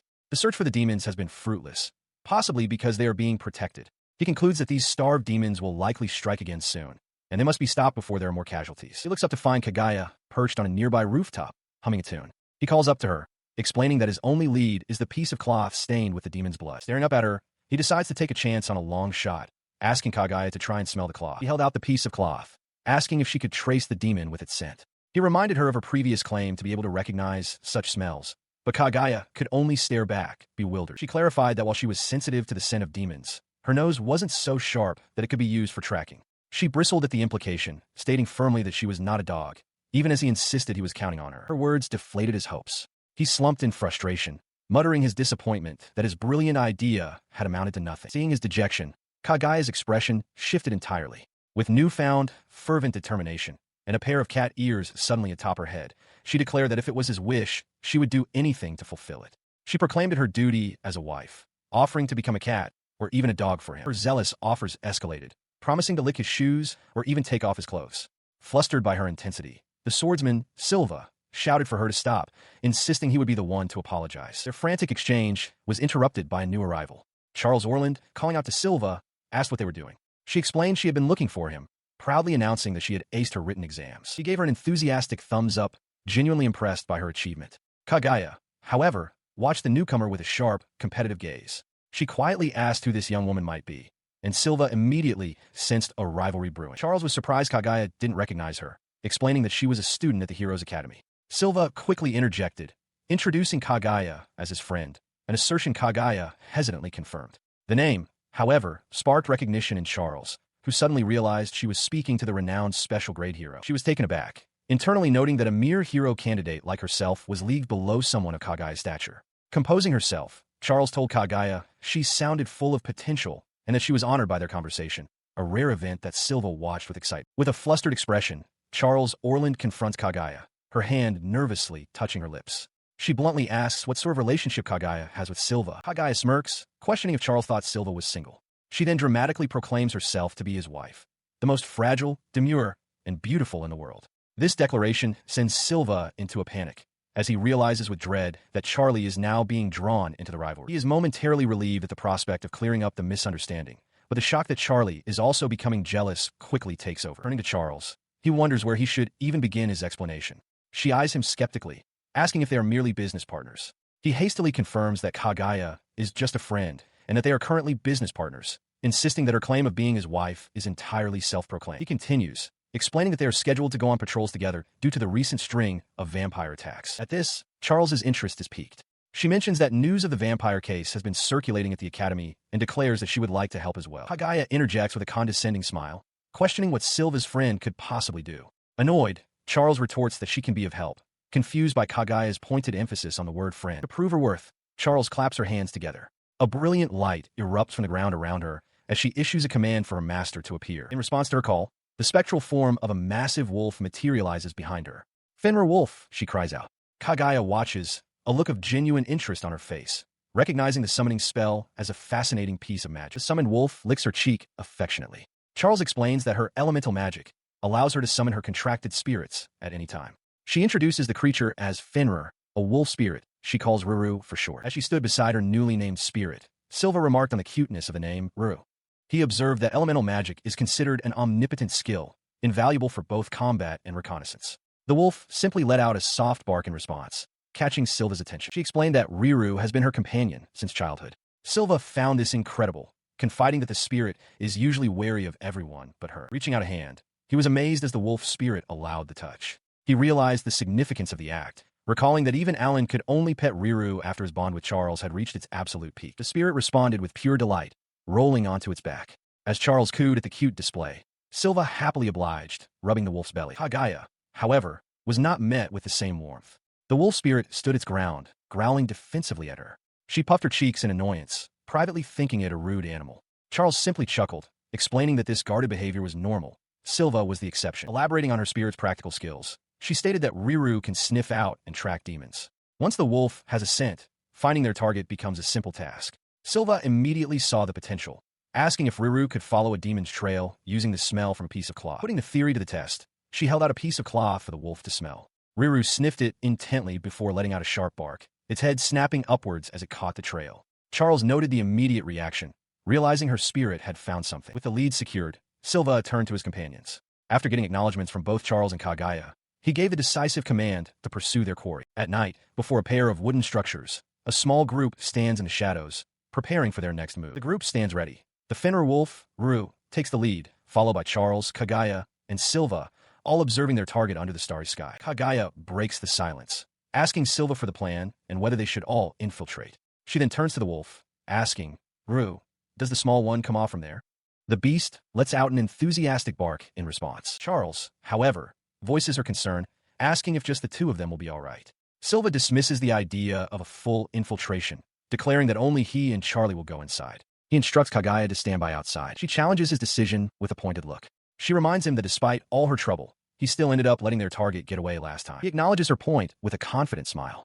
"I know," he says, explaining that is precisely why he wants her to stay outside. He then explains his reasoning more clearly. Her power is a bit over the top, and she's not suited for fighting in close quarters. He states that Riru and Charlie are needed for the infiltration, and it's necessary to have someone keeping guard outside. Her expression softens at his words, a blush spreading across her cheeks. She murmurs that he knows her well. Suddenly overcome, she floats into the air behind him, arms spread wide in a dramatic pose. She declares how happy she is, wondering if this feeling is love, before quickly adding, "Of course not." Silva looks on, stunned, while Charles and Riru watch impassively. From her elevated position, she formally accepts a role. She announces that she will follow his instructions in order to respond to his love. Inside the building, Silva lays out the final step of the plan. With a confident expression, he assures his companions that he won't let a single threat get past him. He then turns to Charles, stating his intention to have Riru take the lead, a suggestion the wolf spirit greets with an enthusiastic pan. He smiles, impressed by the wolf's eagerness, thinking how dependable Riru is. The spirit responds with a sharp bark, ready for action. His attention then shifts fully to Charles, instructing her to stay behind him for her own safety. She looks up at him, a faint blush on her cheeks. With the formation set, they venture into the dark, cavernous interior of the structure. Sword in hand, Silva steals his expression and signals for them to move forward. They proceed cautiously down a wooden corridor, with Riru at the front, sniffing the air for any sign of danger. The tense silence is broken by a sudden thump as Charles stumbles, startling Silva, who turns back in surprise. She quickly apologizes, her face flushed as she clutches the front of her coat. She explains that she just got a bit scared. Her words cause Silva's heart to pound. He blushes intensely, thinking to himself that it's understandable for her to be anxious, as she is still just a student at the Heroes Academy. But Charles's fear was a pretense. As she squeezes the fabric of her coat, she thinks to herself that Silva is her favorite heroine, wondering if she is dreaming. The quiet moment is shattered. Silva's attention snaps forward as he asks Riru what's wrong. The wolf spirit has stopped dead, growling and barking fiercely into the darkness ahead. He scans the darkness, wondering if the threat is here. Putting himself between his companion and the potential danger, he instructs Charlie to stand back. She complies without hesitation as Riru continues to stare intently at a closed door ahead. From the shadows, a cloaked figure emerges, its face obscured by a deep hood. As it rushes forward with a strangled cry, Silva's eyes widen in recognition. He is certain he knows that robe. The assailant grabs his arm, but then throws itself past him, landing hard on the floorboards. It immediately spins around and lunges again. The bizarre, almost clumsy attack strikes Silva as peculiar. Something feels slightly off, but he can't be sure if it's just his imagination. The hooded assassin lunges, its sharp claws outstretched towards Silva on the floor. Unfazed, the young guard steels himself, resolving to unleash his Alencia's sword style to end the fight here and now. With that resolve, he springs into action, swinging his blade in a powerful rising arc. He shouts the name of the technique, upper slash, as it connects with the assassin, sending debris flying. The force of the blow sends the assassin crashing to the ground with a heavy thud. Silva, breathing heavily, looks on in disbelief at the sudden outcome. As the defeated figure lies motionless, Silva can't help but wonder if his foe was supposed to be so weak. His thoughts are interrupted as Charles Orland appears in a nearby doorway with Fenrir, cautiously asking if he managed to take the assassin down. She approaches, remarking that it was an incredible slash. Silva, looking away with a slight blush, dismisses the praise, insisting it was nothing that amazing. As he speaks, a faint rustling sound catches his attention. Charles notices his distraction and asks if he hears something. He confirms that he does, and they agree to find the source of the sound. Moments later, Charles spots something in the darkened corridor ahead. Over there, she exclaims, pointing the way for Silva and Fenrir. She leads them toward a stack of large crates, from which the rustling and creaking sounds are emanating. They cautiously peek around the edge of the crates. Their eyes widen in unison at the sight before them, as Charles begins to speak in disbelief. Behind the crates, the shocking discovery is revealed. A group of women, bound and gagged, huddled together in distress. They moan weakly, struggling against their restraints. Silva and Charles stare at the scene, horrified. He wonders aloud who these people could be, his expression a mixture of shock and concern. Suddenly, a bright voice cuts through the tension. The elite knight captain, Elda, appears with a beaming smile, loudly congratulating Silva on a job well done. He turns, surprised to see his commander, only to be smacked on the head. Elda expresses her impressed astonishment that he not only defeated the monster, but also rescued the captives. Annoyed, Kagaya interjects from the side, reminding the captain that she was also present. With a dismissive click of her tongue, Elda turns to Kagaya, offering a curt acknowledgement that she did a great job as well.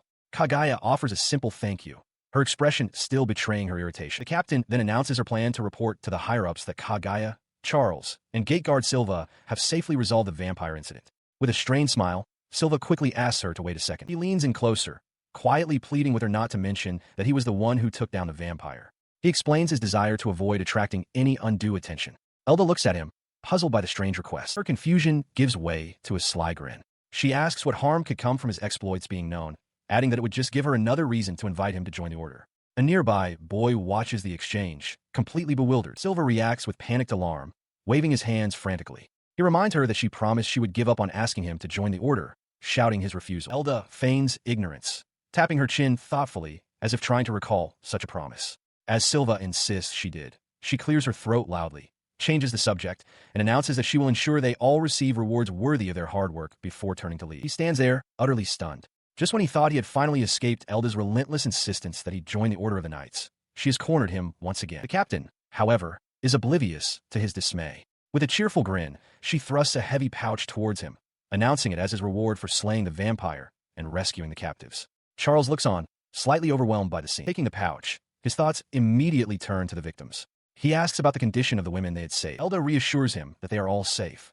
She explains that it seems they hadn't been held captive for long and suffered no severe injuries, so they recovered in no time. She adds her own grim theory. The vampire was likely keeping them as a reserve food supply. Her words do little to ease his mind. A troubled expression crosses his face as he considers the details. Something about the incident feels wrong. He silently reflects on the vampire's actions. The idea of keeping captives as mere emergency food seems too simple. He doubts a creature with that level of intelligence would operate so crudely. He resolves to seek more information, concluding that the church would have the most extensive knowledge on the subject. While Silva is lost in his own deductions, Kagaya notices the knight captain has also drifted off. Waving a hand in front of Elda's face, she asks what's wrong, trying to snap the dazed and blushing captain out of a reverie. At the gate, Silva seems distracted, stammering that nothing is wrong. The elite knight captain, Elda, dismisses him, telling him he can leave now.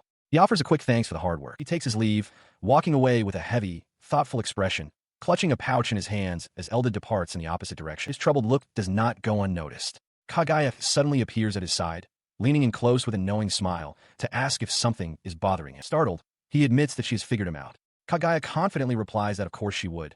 After all, he is her husband. She then asks what exactly is on his mind. He explains that at the nagging suspicion he can't shake, something he is still in the middle of processing. She finds his concentration endearing, remarking with a chuckle that his expression when deep in thought is lovely, like a detective's. Flustered, he tells her to stop teasing him. Kagaya announces that since their case is technically solved, she will head back to replenish her mana. She offers a final, playful encouragement, praying that her lovely detective will reach his answer. As they part ways, he feels the need to apologize for dragging her to all sorts of places for days on end. She waves it off, reminding him that she was the one who asked to tag along in the first place. He then remembers the reward, mentioning that he still needs to distribute her third of the share. Kagaya dismisses the huge sum of money as a mere pittance she doesn't need, leaning close to tell him that simply spending time with him is more than enough reward for her. She bids him a playful farewell, calling him her cute husband as she leaps away over a wall. She asks if he's getting embarrassed, and he blushes, admitting he'd prefer she didn't say such things so directly to his face. He watched as Kagaya departed. Her final words, a playful warning not to cheat on her, followed by a practical request to use the proper entrance next time. Her words echoed in his mind as he stood alone, gazing up at the sky where she had vanished. Cheating, he murmured to himself, a hint of confusion on his face. Shaking off the thought, he made his way down a set of stone steps, calling out an apology for the delay to the person waiting for him below. At the bottom of the stairs, Charles Orland greeted him with a warm smile, assuring him it was no trouble. He asked after Kagaya, and Charles explained that she had already gone home to attend to some business. He then expressed his gratitude to Charlie, stating that her help was instrumental in solving the case. She modestly waved off the praise, claiming she only helped for her own reasons. He insisted, however, that he was grateful and certain her contribution would be noted in her grades at the Heroes Academy. As he offered her the reward money, he thought to himself that seeing her happy face was a far better reward than any gold. To his surprise, she flatly refused her share of the money, holding up a hand to stop him. When he asked why, she explained her reasoning with quiet determination. She had merely found the demon, not defeated it. She had vowed to herself that she would never accept a reward until she became an official hero, capable of defeating demons with her own strength. Her conviction left him momentarily speechless. He was deeply moved by her noble goal, declaring it his favorite thing about her. Inspired by her dedication,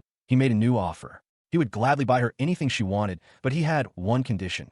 There was something he wanted in exchange. In response to his offer, Charles closes her eyes, a deep blush coloring her cheeks. She apologizes softly, explaining that what she wants is not something that can be obtained with money. She continues, trailing off with a simple, "You see," which only deepens Silva's confusion. He scratches the back of his head, his own face flushing as he struggles to understand her meaning. Looking up at him with a gentle yet determined expression, she finally reveals her true desire. What she wants, she states clearly, is time with him. Silva frets, a bead of sweat on his brow, as he finds himself completely unable to decide on an outfit. The thought of going on a date with Charlie, his favorite person, seems almost unbelievable to him.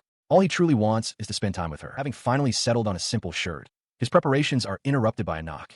Maud stands at the door, inviting him out for a meal. He glances at the time and panics, hastily apologizing to Maud. With a wave, he sprints away, explaining that he has a date and must decline the offer. The older guard is left standing alone, the word date echoing in his mind as he stares after the departing young man with a stunned expression. Meanwhile, Silva reaches the bustling fountain square, his nerves fraying. He reflects on the fact that he has no experience with dates, not even in his previous life as a corporate drone, and anxiously wonders how he should even begin a conversation. He frantically tries to compose himself, internally insisting that this is not some formal, arranged meeting. His spiraling thoughts are cut short when a familiar voice calls out his name, apologizing for being late. His eyes widen in astonishment.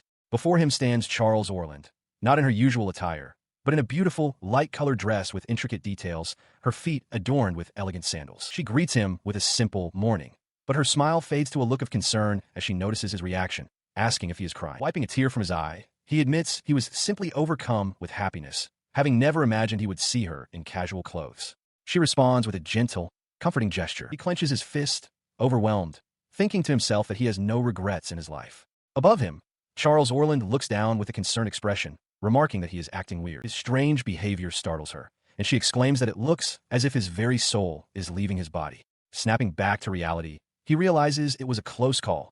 He had almost passed on from the shock. Recovering his composure, he scratches the back of his head and apologizes for startling her, wishing her a good morning. Charles smiles warmly and returns the greeting. With the awkward moment past, he asks what she would like to do for the day. Charles suggests they go shopping together, mentioning that a new cafe has recently opened.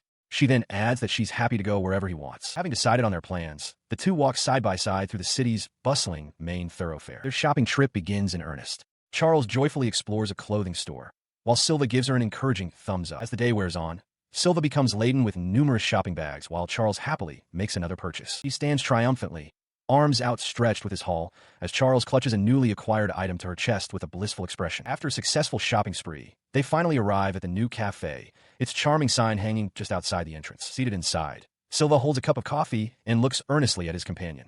He addresses her as Charlie and asks directly why, of all people, she invited him on a date. He waited for her answer, and she began to explain, leaning forward slightly. She had wanted to speak with him alone, as it had been some time since they'd had the chance, and something had been weighing on her mind. He prompted her to continue, asking what was bothering her. She explained that the issue stemmed from their party leader, Alan, within the context of forming parties and taking lessons at the Heroes Academy. Her expression soured with discomfort. She confessed that Alan had been flirting with the female members of their party every single day, and it was making her deeply uncomfortable. The information hit Silva with force. He processed it internally, wondering if Alan was the one causing her distress and if he was actually dating the other women. Charles confirmed his unspoken question, adding that Alan had also been making passes at her, which was a serious problem. A sudden, shocking realization dawned on him. He connected Alan's behavior to a specific, difficult scenario from his past knowledge, the harem route of this world. He remembered it was an incredibly hard path to follow. He recalled the route's strict rules. One had to raise the affection of all the heroines equally and clear all their confession events at the same time. Dating just one person midway through meant immediate failure, resulting in being dumped by everyone. From her words, he knew Alan had already lost significant affection points with Charlie. Back in the present, Charles continued her explanation. She clarified that while she had faith in Alan as a comrade, the idea of him pursuing other girls while supposedly having a lover made her feel sick. She went on, revealing that Alan often asked her out on dates. Though she always refused, he remained pushy about it. Silva listened, murmuring that it sounded like a rough situation. As Charles began to add something else, she blushed and covered her mouth. At the same time, a pang of guilt struck Silva. He covered his face, silently apologizing to her for having pursued that very same route so many times before he was reincarnated. She fell silent.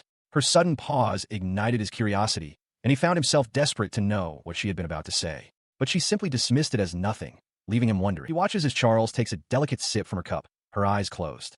She muses aloud that a maiden's heart is a complicated thing, admitting that she has secrets she cannot even tell him. The implication of her words sends him tumbling backward out of his chair in shock. He stares up at the ceiling, his mind reeling with an impossible thought. His clatter draws Charles's attention. She leans over with a worried expression, asking what's wrong. As he looks up from the floor, about to respond, a new voice cuts through the air. The voice belongs to Alan, who strides into view with a confident smirk. He is flanked by two young women, Margaret Neris and Rena Cassius, both identified as heroine candidates.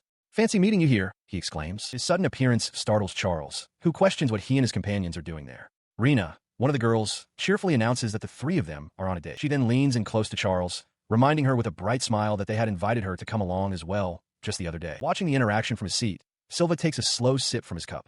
He quietly concludes that these must be the two girls Alan is currently pursuing. He recalls from his past life's knowledge that Rena and Margaret are considered easy heroines to conquer. In the game's story, they not only fall for Alan, but actively encourage his harem building, even helping him to win over other women. He considers the social dynamics at the academy, realizing how difficult it is to change party members. It would be an incredibly awkward environment for Charles, forced to be around the leader's other romantic pursuits. Alan's gaze then shifts past Charles, landing on the unfamiliar man sitting at her table. With a questioning look, he asks her who that is. Charles, with a weary expression, introduces the man beside her as Silva, a mere gatekeeper. She then adds, with a hint of defiance, that they are also on a date. He stares in disbelief, suddenly sensing an overwhelming surge of mana emanating from the gatekeeper. He wonders what this could possibly mean. His confusion erupts into outrage. He confronts Charles, demanding to know why she would refuse his offer only to be on a date with someone so unremarkable. Charles retorts sharply, telling him he is being rude to Silva. She decides to leave, urging Silva to go somewhere else with her. A shadow falls over Alan's face as he watches them, pleading with Charles not to follow the gatekeeper. He processes the scene, a grim realization dawning on him. Charles is dating this man. His thoughts immediately twist to a darker conclusion, and he declares that the gatekeeper must be a demon. Both Silva and Charles react with shock. He presses his accusation, connecting Silva to recent rumors of a demon kidnapping women. He claims Silva is the culprit, planning to deceive Charles and abduct her. His companions quickly agree with the theory. Rena exclaims that it makes perfect sense, as there's no other reason Charles would refuse Alan's offer. Margaret adds her own conclusion. The demon must have brainwashed her. She cries out in frustration, insisting she hasn't been brainwashed. She desperately asks why they refuse to understand how she truly feels. Hearing her distress, Silva looks on with concern, quietly saying her name. He misinterprets her plea as further evidence of a powerful mind control spell. Pointing an accusatory finger, he roars at Silva, calling him a wretched demon and swearing he won't allow him to toy with someone so precious to him. Silva can only grit his teeth in frustration. The heroines move to intervene, with Alan and Margaret grabbing Charles's arms to pull her away. They insist she shouldn't stay there, but she struggles against them, crying out in protest. Alan, looking distraught, laments how severe the supposed brainwashing is, completely misreading the situation. His accusations echoed in Silva's mind. The image of the protagonist he once admired was replaced by a pathetic reality. As this disillusionment washed over him, his grip tightened on the teacup in his hand until it shattered violently, the pieces scattering across the table. The sharp crack of porcelain drew the attention of Alan and his companions. Margaret looked over in surprise, questioning Silva's name aloud. Alan turned to face him, only to see Silva rising to his feet, a menacing aura emanating from him. In response, Alan drew his weapon, demanding to know what Silva was trying to pull. Silva, however, calmly raised a hand to stop Charles from intervening. He looked directly at Alan, his expression cold as he stated he never realized what a thick-skulled bonehead Alan truly was. Charles looked at him, concerned, as Alan explained that he had intended to stay quiet, but Alan's own words had provoked him. With a sudden shift in demeanor, Silva turned to Charles with a gentle smile, ruffling her hair and apologizing for letting Alan get under his skin. He then faced Alan and his friends once more, his expression firm. He declared that, given their current behavior, he could not hand Charlie over to them. Alan's face twisted in rage at the refusal, shouting that he didn't need Silva's permission. Beside him, Rena coolly observed that Alan was the one running his mouth. The taunt spurred Alan to action. Declaring he would simply take her back by force, he lunged forward. Silva's eyes narrowed, accepting the challenge. Fine by me, he thought. As his opponent charged, a memory of a happier time between Charles and Alan surfaced in his mind. He understood that the Alan she once knew would have understood her feelings. He had no intention of denying the reality of the aggressive person standing before him. However, there was one thing about this current Alan that he could not forgive. Her own resolve hardened. She would be damned if she let a scenario like this play out. Alan's eyes burned with a fierce, unwavering intensity. He declared that a reality where Charlie couldn't smile was unacceptable. His outburst caused Charles to look on with concern, murmuring Silva's name. Stepping forward in simple, casual clothes, Silva calmly announced that he would personally handle Alan and straighten him out. The offer only enraged Alan further. He snarled, calling Silva a cocky demon and vowing to tear him apart with his blade. Unfazed by the threat, Silva's own expression hardened into a menacing grin. He clenched his fist, a dark energy swirling around him as he warned Alan not to underestimate a man who has been a troublesome nerd since his past life. The two now stood face to face, the air thick with unspoken aggression. Inside the premises of the Heroes Academy, on the expansive training grounds, several figures are gathered. There, Alan confronts Silva, expressing surprise that he would choose this particular place for their confrontation. He points his sword forward, explaining that here he can unleash his full power without worrying about the surroundings. Alan simply smirks, warning Silva that he is going to regret this. As the two prepare to face off, Charles Orland turns to Silva, her expression filled with guilt. She apologizes, believing she is the reason he has been dragged into this mess. He tells her she has nothing to apologize for. His gaze shifts, hardening as he declares that the one who truly needs to apologize is Alan. On the sidelines, Margaret Nara scoffs, boasting that with Alan's skill and power, he can wipe out a lowly demon like Silva in an instant. Rena Cassius impatiently urges Alan to beat him quickly so they can continue their date. Her companion's body begins to glow with a powerful aura. Alan declares the battle is obviously over and that once he wins, Charles will fall in love with his strength again. Charles looks away, clearly uncomfortable. Silva's expression hardens into one of cold fury. He vows to defeat this person and make him apologize to Charlie. She looks toward him, acknowledging that Alan is indeed strong. However, she tells Silva that she wants him to win and will be rooting for him. He smiles, accepting her support and telling her to leave it to him. With her encouragement bolstering him, Silva faces his opponent. Alan taunts him, asking if he's ready and if he truly intends to fight with such shabby gear. Unfazed, Silva raises his sword and declares, "Bring it on." He held his simple sword forward, his gaze steady and unwavering. This gear, he asserted, was more than enough to face Alan. His opponent could only sneer at the declaration. In response, Alan roared for him to keep dreaming and dashed forward, his blade erupting in a brilliant, energized slash. But the gatekeeper was faster, sidestepping the blow with ease. Alan's eyes widened in disbelief. He had dodged it. His opponent's shock gave him an opening. Before Alan could recover, Silva was already inside his guard, his own fist drawn back and ready to strike. The blow landed with a heavy thud against Alan's forearm. Though blocked, the force was staggering, making him grit his teeth as he acknowledged the sheer power behind the punch. The recoil from his own strike sent him sliding backward across the dirt. Alan stared, bewildered, questioning if that incredible strength was the result of magic enhancement. He glared, a new understanding dawning in his eyes. Pointing an accusatory finger, he declared that Silva was no ordinary gatekeeper. With a dismissive sigh, Silva tossed his sword to the ground. It landed with a metallic clang. He reminded Alan that he'd already told him he was nothing special, just a gatekeeper.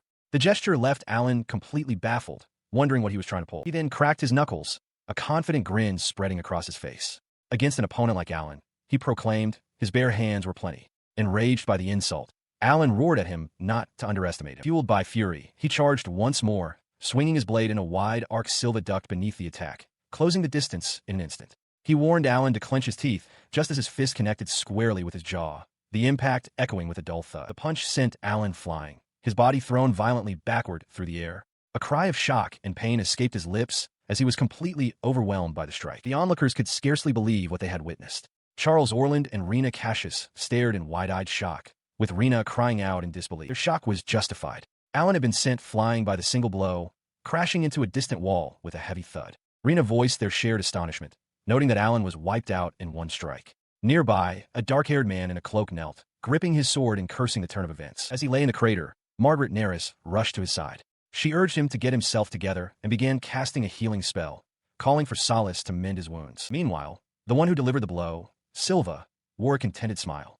The confrontation had made him feel better, though a fleeting thought crossed his mind. Perhaps he had hit him too hard. His opponent's companions were focused elsewhere.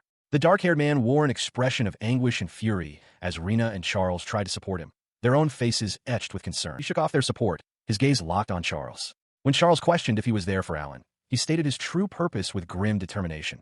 He needed to take Charles back. From across the courtyard, Silva began to retort, stating matter-of-factly, "Well, Charlie isn't your teacher." His words were cut short by a furious roar. "Shut up," the dark-haired man bellowed, his face contorted with rage. "We're bonded by a strong love." His furious declaration echoed as a shadowy, demonic visage cackled behind him. Pointing his sword forward, he made a solemn vow. "Demon Lord, I swear to my comrade that I'll defeat you." He then lowered his voice, his eyes narrowing with a chilling intensity as he stared directly at Silva, adding a quiet, menacing thought. "I wonder about that." He speaks with conviction, feeling the heartbeats of his comrades. He declares that they are bonded by a strong love, a bond that will never be broken. From another place, Silva watches these events unfold.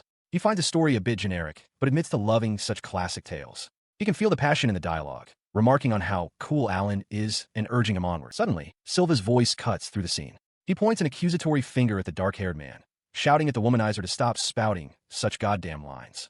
The man and Charles are both startled by the outburst. The dark-haired man glares, infuriated. He yells back that Silva is just spouting hogwash and declares that he will become a hero. His passionate declaration continues as he stands firm, insisting that Charles has to be by his side. Observing this, Silva's expression hardens. He thinks to himself that this guy doesn't get it at all. The dark-haired man ignores the interruption, turning his full attention back to Charles. He pleads for her to wait, promising he will get her back right away. Charles remains silent, her head bowed. She finally looks up, but not at him. Her gaze is distant as she calls out to Alan, asking him to listen. Her voice catches Alan's attention. He turns to her, a look of hopeful confusion on his face, as she tells him she has made up her mind. Before she can continue, another woman steps forward, placing a hand on Alan's arm. She looks at him directly and announces that, as of today, she is quitting his party. Alan's face contorts in shock. He and Charles are left utterly stunned by the sudden departure, their mouths agape in disbelief. From his vantage point, Silva observes the chaotic scene, a slight flush on his cheeks. The unfolding drama continues as Charles turns her attention to Silva. She explains that thanks to him, her feelings are now clear. She believes she can become a hero through hard work, even if it means leaving her current party. Her declaration is cut short by the furious arrival of the dark-haired man, who demands to know what she is saying. Unfazed, Charles commands him to listen. He stares in disbelief, his voice cracking as he insists they were supposed to share a deep bond. Charles, however, remains composed, coolly informing him that no one is manipulating her. His shock renders him speechless. With a weary expression, she tells him to give it a rest already. Refusing to accept her words, he grits his teeth and makes a bold declaration. He will become her lover and the strongest hero. His gaze shifts to Silva, a silent thought blaming him for this turn of events. With a roar, he unleashes a skill, shouting for his soul bond to activate as a powerful energy begins to glow around him. The activated spell immediately arcs towards Alan and Charles, engulfing them in crackling energy. They cry out in surprise as the power surges through them. From his perspective, Silva recognizes the nature of the spell. The dark-haired man glares forward, feeling his own mana being siphoned away by the bond he has just forged. He understands the mechanics of the spell perfectly. It is a technique that converts the bonds with one's comrades into a special form of mana. The spell's power is dictated by two factors: the number of close allies and the depth of the connection between them. The more lovers one has, the stronger it becomes. Silva realizes that the man must have deliberately sought out more comrades and deepened his bonds with them for the sole purpose of learning this very spell. This realization fills Silva with disgust. The man is truly irredeemable. His suspicions are confirmed as the dark-haired man smirks, revealing that his entire fixation on Charles was merely a means to strengthen his spell. Suddenly, a powerful blast erupts, sending the dark-haired man flying backward. The sight is familiar to Silva, reminding him of his own past experiences, like someone who had once chosen the wrong path. Despite the man's defeat, Charles looks on with concern, warning Silva to be careful, acknowledging the incredible amount of mana her former comrade possesses. Silva reflects that unlike a game, real life offers no second chances. Despite the stakes, he turns with a confident smile, declaring that he will resolve the situation swiftly. His declaration enrages the dark-haired man, who screams his ambition to become the strongest hero and save everyone. Charles looks on with contempt, questioning how he can speak of saving people after causing such pain, dismissing his claim to heroism. Silva simply acknowledges the man's stated desire. The man directs his fury at Silva, yelling about his need for everyone's power to achieve his goal. Unfazed, Silva raises his sword, calmly agreeing with him. A sudden burst of energy erupts, sending the dark-haired man flying backward with a pained cry. As his opponent reels, Silva's expression hardens. He states that as a resident of this world and a fan of Alan, he cannot forgive anyone who would make his favorite sad.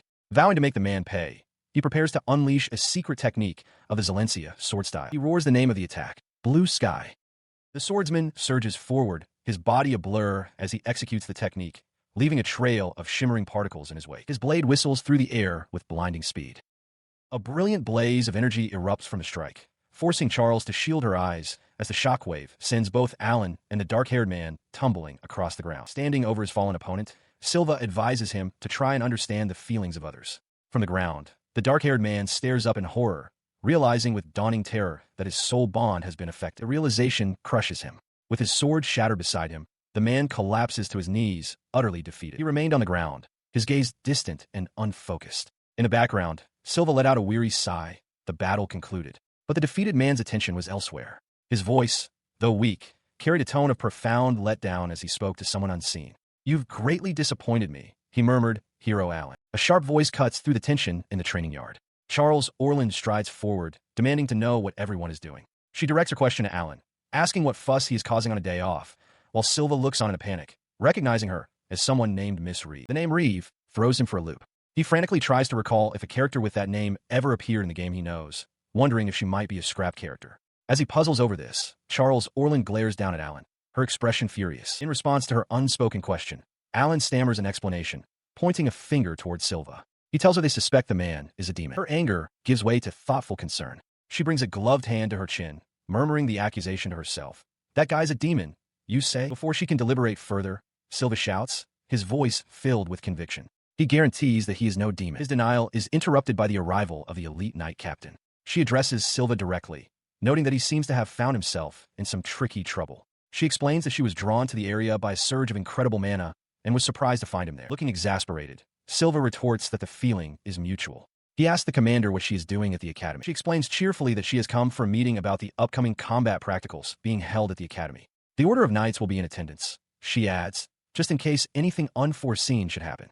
Silva listens, a look of understanding dawning on his face. As the group walks away, his mind flashes back to the main story of the game. He recalls this specific event. During the practicals, the hero candidates of the academy are attacked by level 3 low-level demons. He remembers that this is Alan's first real battle. A vision of Alan and the dark-haired man fighting together fills his mind, but his thought trails off, an unspoken concern lingering. But still, the elite knight captain turned her bright smile upon him, addressing him by name, Silva. She playfully chided him, questioning if it was admirable for him to treat a hero candidate in such a way. Her words were accompanied by action as she playfully grabbed Alan, remarking that bullying the weak wasn't like him at all. Silva, caught off guard, stammered in confusion, while the captain seemed to wonder if she had perhaps misstepped. His embarrassment quickly turned to fury. Alan wrenched himself free, his face a mask of frustration as he vowed that one day he would defeat Silva with his own hands, a sentiment Silva recognized as hardly fitting for a protagonist. With that declaration, he turned and fled. The others called for him to wait, but Alan didn't look back, running off into the distance. As Alan disappeared from view, the captain turned back to Silva, a knowing look in her eyes. She observed that Alan seemed to hate him a great deal, while Silva could only sweat, acknowledging that a lot had indeed happened between them. Her attention then shifted. Spotting the other young woman nearby, she called out, asking if she was perhaps Charles. Charles, surprised, questioned how the captain knew her name. The captain explained that she had heard a lot about her from Silva, specifically mentioning her help with the vampire case. Charles confirmed that Silva is always a great help to her, prompting the captain to ask if she was also a student at the Heroes Academy. She continued with her praise for the gate guard, declaring that as far as she was concerned, Silva was the strongest soldier she knew. Just being with him, she added, would make one's skills grow significantly. Blushing, Charles quietly agreed, admitting she thought so too. This earnest praise created a moment of shared awkwardness. Charles cleared her throat, flustered, while Silva scratched the back of his head in embarrassment. The captain, however, found the entire exchange delightful, letting out a hearty laugh. Seeking to end the moment, Charles regained her composure and stepped forward. She apologized for interrupting their conversation, but stated that it was time for their meeting with Miss Elda, formally addressing the captain by her name. The elite knight captain, Elda, offers a quick apology before bidding farewell to both Silva and Charles.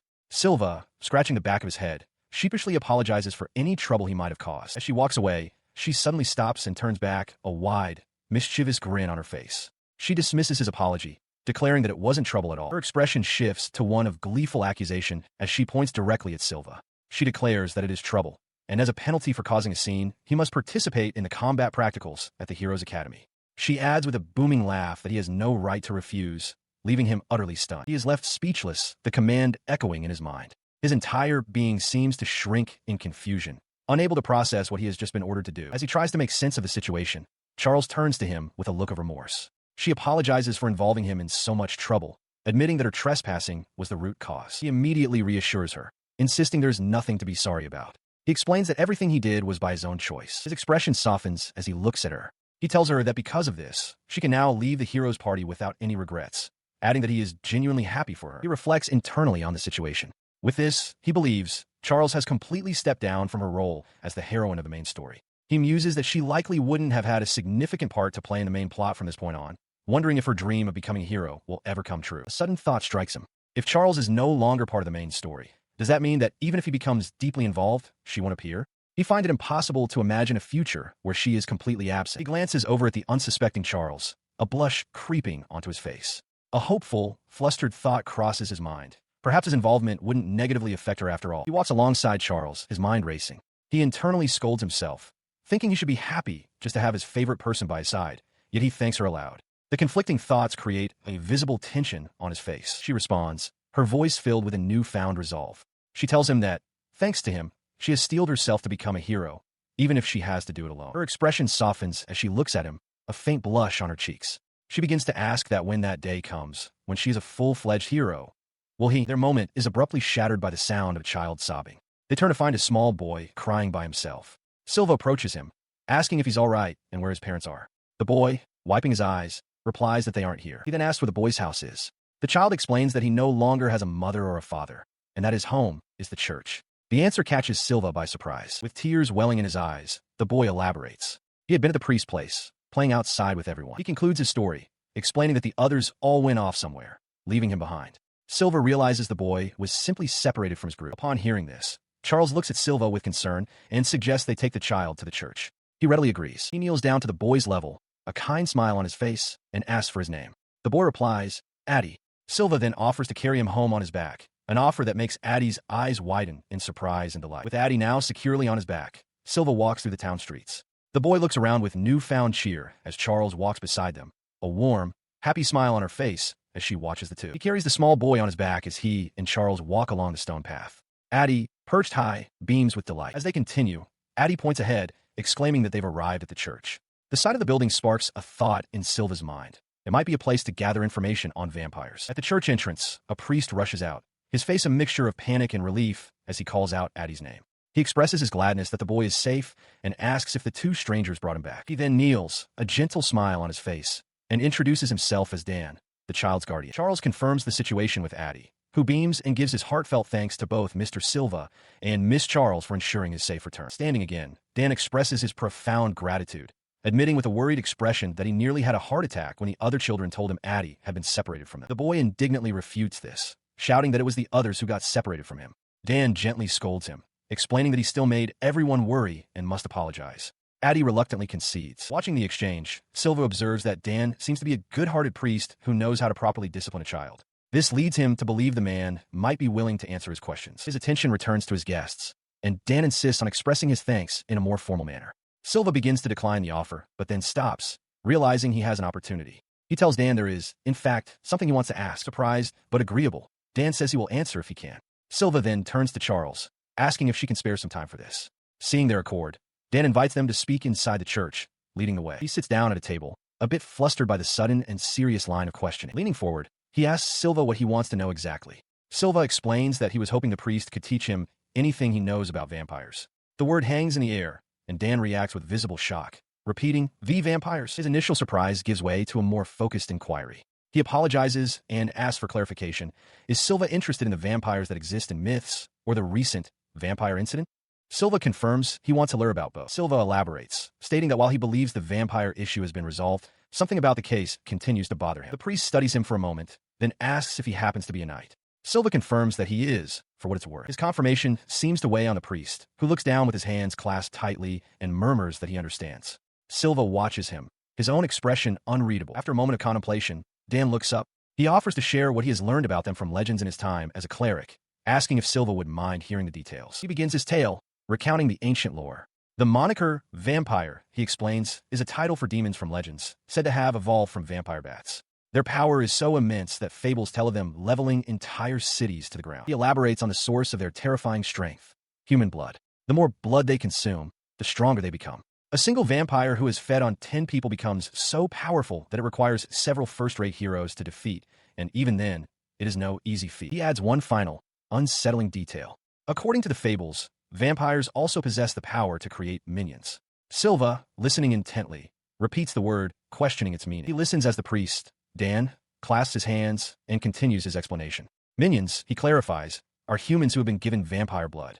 According to the lore, this bestows upon them powers similar to a true vampire and an instinct to attack other humans. Taking in this grim information, he thanks Dan for the details. Beside him, Charles Orland notices his somber expression and calls his name, her voice tinged with concern. Dan assures them they can return with more questions anytime. His gaze then falls to his own hand, which he mentions he burned recently, before asking if Silva's hand was also injured. The question hangs in the air. He quietly processes the priest's words. With a final look of concern, Dan urges him to take care of himself. Silva confirms that he will. Once outside, he turns to Charles and apologizes for dragging her along for so long. She dismisses his apology with a gentle smile, reminding him that she was the one who invited him out. She then asks if their discussion was about the vampire case. He confirms it, admitting that he's been bothered by a strange feeling ever since he defeated a particular demon. His mind flashes back to the hooded figure he fought. He voices his new theory aloud, that the creature he defeated might not have been a demon at all, but a human turned into a minion. If true, it means the master vampire is still lurking somewhere in the city. Lost in this disturbing realization, he is pulled back to reality by Charles calling his name. He apologizes for being distracted and, noticing how late it has become, offers to walk her home. When she asks if he is sure, he puffs his chest out confidently and declares that escort duty is also part of a soldier's job. Her expression softens at his earnestness, a slight blush appearing on her cheeks. As she gazes at him, she thinks to herself that she didn't get the chance to tell him what she wanted today, but seems content to let the moment pass for now. She stands before a large, stately building, her expression soft and contemplative. A private thought crosses her mind as she gazes into the distance, wondering if she will ever find the right moment to tell him what's on her mind. Elsewhere, Dan the priest holds up a piece of tattered, dark fabric. A single, round hole is torn through it. His expression is grim, a bead of sweat tracing his temple as he examines the clue, his brow furrowed in concentration. At his post before a massive, fortified gate, the guard Silva calls for the next person in line. Holding a quill and clipboard, he glances back at the seemingly endless queue of people waiting for entry, wondering just how far it stretches. He reflects on the situation. It's his first time working at the southern gate, and he hadn't anticipated it being so busy.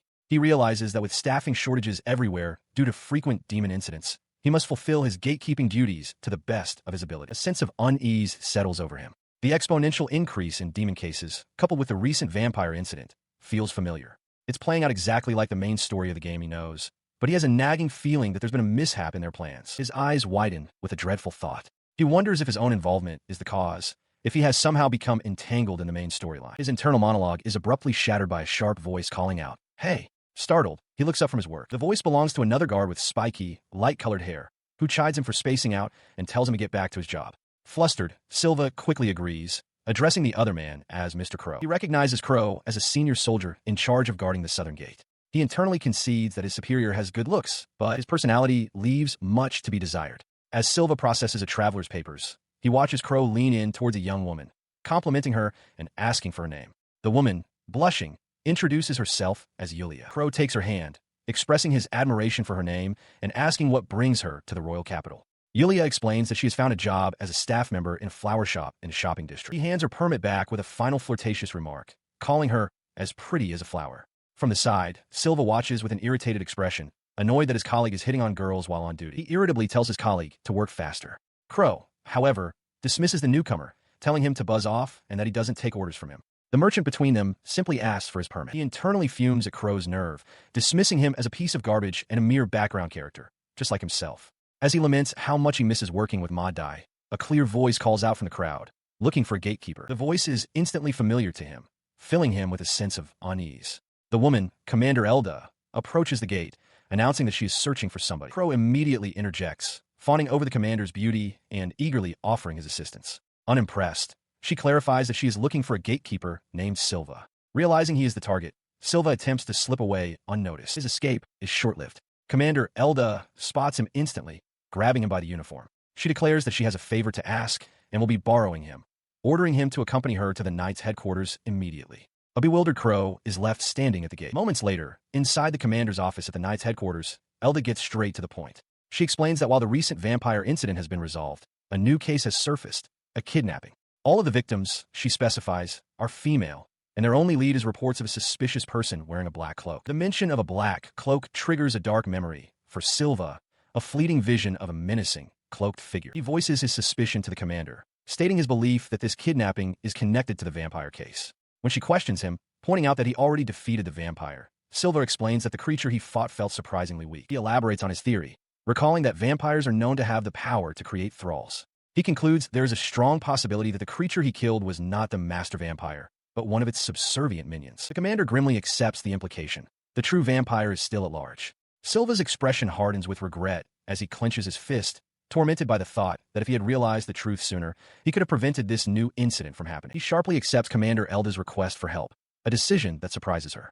She notes that with vampires involved, the situation has worsened, and she finds his sudden cooperation unusual, as he would normally be more opposed. He explains with a determined smile that it's nothing strange. He simply cannot allow someone else to clean up a mess he feels responsible for. Pleased to see him so motivated, Elda stands and offers him a scroll, telling him to take it as it might prove to be a clue for his search. He looks at the offered item, puzzled. He unrolls the scroll, revealing a long list. Elda explains that it details the casualties from the vampire case. She elaborates that besides the girls he rescued, there were other captives who are now hospitalized. She suggests he visit the clinic, as they might be able to provide some information. Silva immediately asks for the clinic's location. Elda informs him that it's the Rachel Clinic, located on the outskirts of town. The name gives Silva a visible jolt of surprise. She continues, describing the clinic's doctor, Rachel Forsert, as one of the conquerable characters of Briaz, and a bit of a troublesome person. However, Elda adds that deepening one's bond with her has its perks, such as being able to purchase healing items cheaply. With a determined expression, he confirms that he understands and will head there immediately. Elda smiles, telling him she's counting on him. He arrives at the clinic, the memory of his last visit to such a place, when he saved the captive girls, surfacing in his mind. As he steps inside, the foul stench hits him, and he instinctively covers his nose and mouth. He calls out for Miss Rachel, asking if she is present. His eyes scan the room, noticing shelves lined with healing materials and medicine. A woman with reddish-brown hair and glasses emerges, adjusting her spectacles. She asks what he needs, questioning if someone is wounded or sick before noting that he doesn't appear to be either. Silva looks up at her, a flicker of recognition in his eyes as he tries to recall where he knows her from. He expresses surprise that she remembers him, as they have only met once before. Rachel Forsert confirms his identity, recalling him as the gatekeeper who brought in the girls who had been attacked by demons. She continues, a sly grin spreading across her face, explaining that of course she would remember him. He was with a top-grade hero, or, as she puts it, the monster. He objects to her calling Kagaya a monster, but Rachel ignores his complaint. She leans in close, exhaling a puff of smoke as she asks for his name. He introduces himself as Silva. Rachel's eyes scan his form, and she remarks that he has an amusing body before bluntly ordering him to get undressed, leaving him utterly stunned. Confused by the demand, he asks for the reason. Rachel states plainly that if he wants her to hear him out, he must first undress. As he reluctantly removes his shirt, a small, fairy-like creature at Rachel's side explains that this is one of the doctor's bad habits.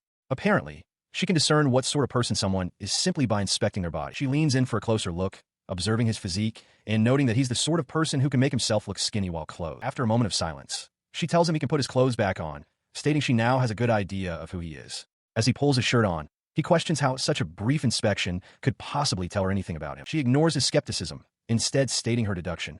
He is not a knight, but a soldier. When he confirms this is correct, she simply remarks that his body is very amusing. Her amusement takes a dark turn as she muses aloud that she can investigate it more thoroughly at a later time, by dissecting it. The suggestion horrifies Silva, though the small creature quickly insists the doctor is only kidding. He stands awkwardly before Rachel Forsert, now fully dressed. She cuts straight to the point, asking what he needs from her. He explains that he wants to investigate the survivors of the vampire case. She seems skeptical, reminding him that the case was supposedly resolved and that she had already given all the information to the knights. Unfazed, he explains his reasoning. There's a chance some vampires are still alive, and he needs to question the survivors directly. Her demeanor shifts instantly. She stands, telling him to wait a moment. A look of understanding crosses her face as she agrees to his request. She leads him to a room with a barred door, where a young girl recoils in fear at the sight of him. He understands her terror, assuming she's had a terrifying experience. Rachel steps in to reassure the child, identifying her as the one he needs to speak with. She tells the girl not to worry, explaining that Silva is not a bad person, but a soldier of justice who protects people. He kneels to meet the girl's gaze, making a solemn promise to protect her and everyone else. He vows to catch the villains who put her through such an ordeal.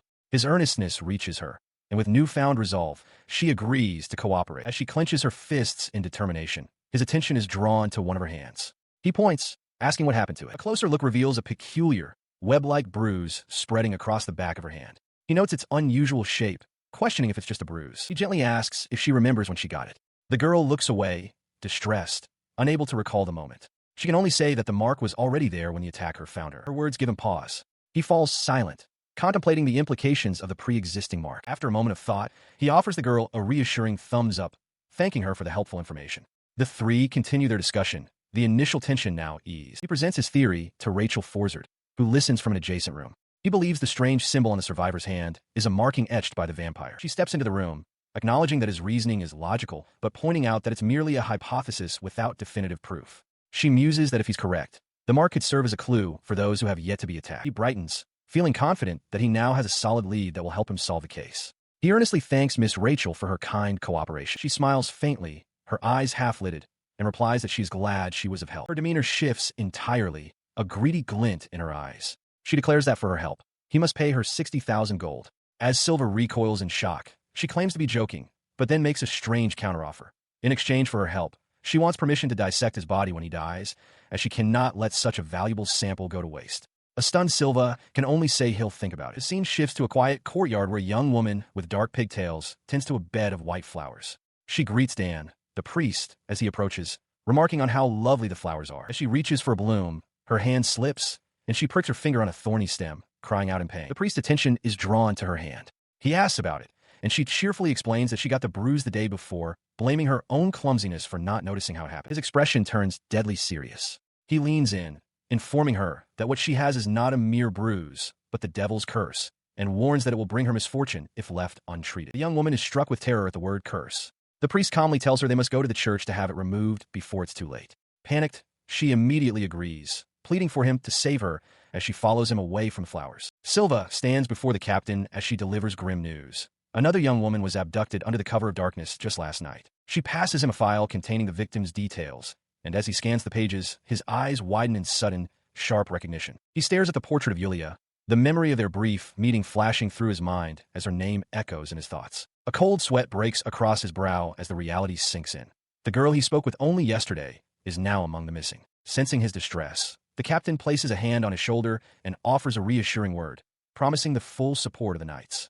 He offers a faint, grateful smile in return. He then reveals that he has a plan forming, catching her interest as he explains there is something they can do. Pointing to the records, he notes a specific mark found on a victim's hand and mentions the existence of a young survivor who might hold the key. With a newfound resolve, he proposes setting a trap to lure the kidnapper out into the open, determined to find the missing girl. Elsewhere, the quiet of the night is broken only by the soft footsteps of the priest as he moves through the dim corridors of the orphanage while the children sleep. He continues his rounds, his expression unreadable as he passes through the arched doorways of the silent building, seemingly unaware of any watchful eyes. He is approached by a hesitant young woman, her face obscured by a deep hood as she softly calls out for his attention. Turning toward her, the priest asks what has brought her there, only to be met with a startling sight as she reveals a dark, unsettling mark etched into the skin of her hand. He leans in closer to examine the blemish, inquiring how long it has been there, to which he explains it only appeared after her recent arrival in the royal capital. Adjusting his glasses with a grim expression, he delivers a chilling diagnosis,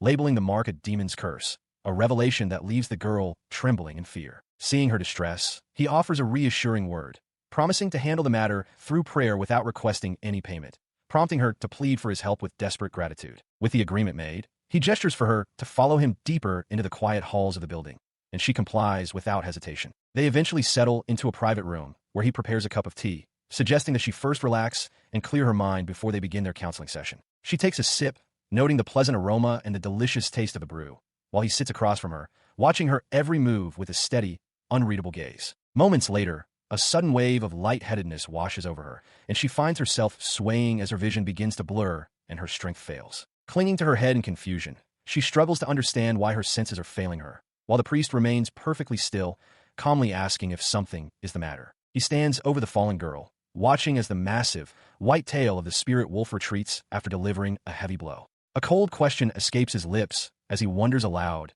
if the impact was enough to end her life. He finds her still breathing but deeply unconscious, so he lifts her small frame and carries her through a doorway, descending into the dark, damp depths of the building. Reaching the bottom of the stairs, he enters a secluded storage cellar and unceremoniously leaves her on the floor amidst stacks of crates and heavy barrels. Looking down at his prize, he begins to coil a thick rope, his eyes devoid of any priestly compassion as he prepares to secure his captive while she remains trapped in a drug-induced slumber. Dan leans over the seemingly unconscious Yulia, his expression a mix of concern and hidden intent. Suddenly, her eyes snap open, a sharp, knowing smirk playing on her lips that catches him completely off guard. He recoils in sheer terror as Kagaya suddenly manifests behind him, her presence radiating a cold, lethal aura. She mocks his pathetic attempt to bind her, calling him a shameless soul for even trying such a cowardly tactic. Stumbling back, he is gripped by a frantic confusion, stammering about how it should be impossible for her to be awake. He had been certain the sleeping medication he administered would have taken effect by now. She casually holds up the small vial of medicine, a mocking glint in her eyes as she asks if this was the substance he was counting on to subdue her. With a flick of her wrist, she discards the container, taunting him by claiming it tasted quite good even though she never actually swallowed a drop. He can only stare in mounting dread as his plan crumbles before him. She declares that bad people deserve a fitting punishment, her hand reaching out as she prepares to unleash her power. He desperately tries to call out for her to wait, but his pleas are ignored as she moves to end the confrontation. A sudden, violent force erupts, sending him tumbling through the air as the ground beneath him shatters from the sheer impact of her strike. He hits the floor hard, gasping for breath as he looks up in shock, realizing that his deception has been thoroughly exposed. Silva stands tall over the fallen priest, his expression stern and uncompromising as he announces that he is taking the man into custody. Kaguya stands just behind him, her task of drawing out the traitor complete. They look down at the defeated man, Silva remarking on Kaguya's impressive ability to play the part of a weak woman so convincingly that even a seasoned schemer like Dan was fooled. He watches as Charles makes a dramatic display, claiming her heart is that of a fragile maiden and can only offer a weary, slightly amused smile at her antics. Turning his attention back to the matter at hand, he stands over the kneeling priest as Dan, his voice trembling, asks how he could have possibly known to be suspicious of him. The young guard reflects on the nature of the recent attacks, noting that while vampires usually drain their victims dry, a single young girl had been left alive as a survivor. He leans in closer to the captive, suggesting that perhaps the culprit felt a flicker of mercy for a child, or maybe they had a personal reason, like having a child of their own, that sparked a moment of misplaced sympathy. He admits that while that was a significant clue, it wasn't the only reason his suspicions were piqued, even as Dan questions if that alone was enough to condemn him. He continues his explanation, pointing out another glaring inconsistency: the almost complete lack of any struggle or traces left behind by the supposed kidnapper. With a sharp, focused gaze, he explains that the lack of witnesses and the way the victims seemed to walk right into the vampire's clutches suggested they went willingly, led by someone they trusted. He posits that if a man of the cloth told the townspeople he was performing a ritual to cleanse a curse, they would follow him into the darkness without a single doubt in their minds. Continuing his breakdown of the scheme, he describes how easy it would be to manipulate those who had suddenly developed mysterious bruises, all while Kaguya watches with a knowing smirk. He watches as the realization hits the priest like a physical blow, Dan's eyes widening in shock as he is branded a fraud and his entire deception is finally laid bare.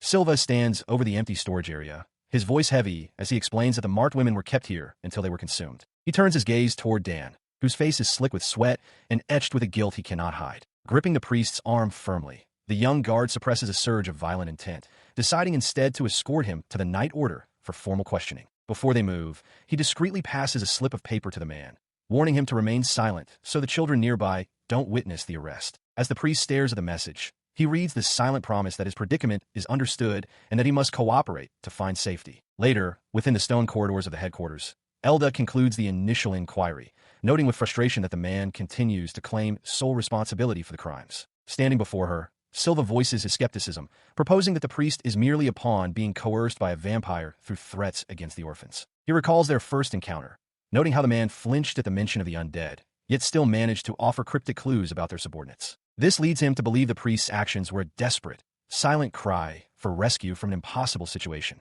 Listening intently, Kaguya acknowledges the logic, realizing that a written plea was the only way to bypass the constant surveillance of a vampiric master. She listens as Silva explains his deduction.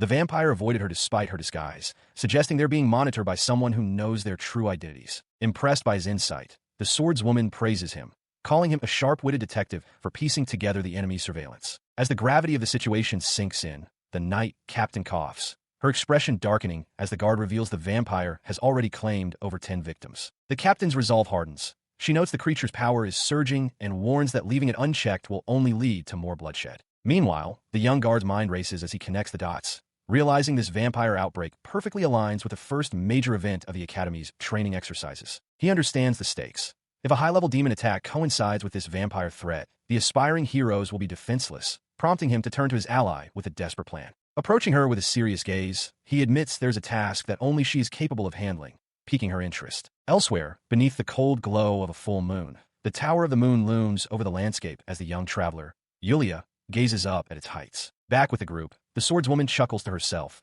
finding it amusing that the guard would ask her to look after his sweetheart in his absence. She eventually finds the girl, who recalls the guard's advice to seek out this powerful warrior if she truly wishes to grow stronger. She leans in close, a predatory gleam dancing in her eyes as she promises to etch every lesson into her new pupil's very being. With a sharp, unsettling grin, she warns the girl to ensure she doesn't perish during the ordeal. Facing this overwhelming intensity, the young traveler can only offer a hesitant but resolute acceptance, placing her fate in the warrior's hands. The elite knight captain, Elda, stands tall before the assembled hero candidates, her voice ringing out as she expresses the Knight Order's formal respect for their dedication and the path they have chosen. As she speaks, Silva adjusts his gear, his mind focused on the gravity of the upcoming practical training exercise. Not far from him, Charles approaches Alan with a look of concern, questioning why he stands alone and demanding to know what has happened to the rest of his party members. Her inquiry is cut short by Kagaya, who interjects with a sharp, dismissive tone, declaring that Charles is no longer considered a member of their group and has no right to pry. Despite the interruption, she continues to press Alan, questioning the wisdom of his decision to participate in a monster-slaying exercise alone when the dangers are so high. She continues to look at him expectantly, wondering if he truly intends to leave things as they are between them. While they argue, Silva suddenly feels a prickle of unease, sensing a hostile gaze. He turns to find Kagaya glaring at him, her thoughts clearly filled with contempt for a mere gate guard. He chooses to ignore this silent provocation, turning his attention back to the mission as the group prepares to move out. His focus shifts to the intensity of Kagaya's presence,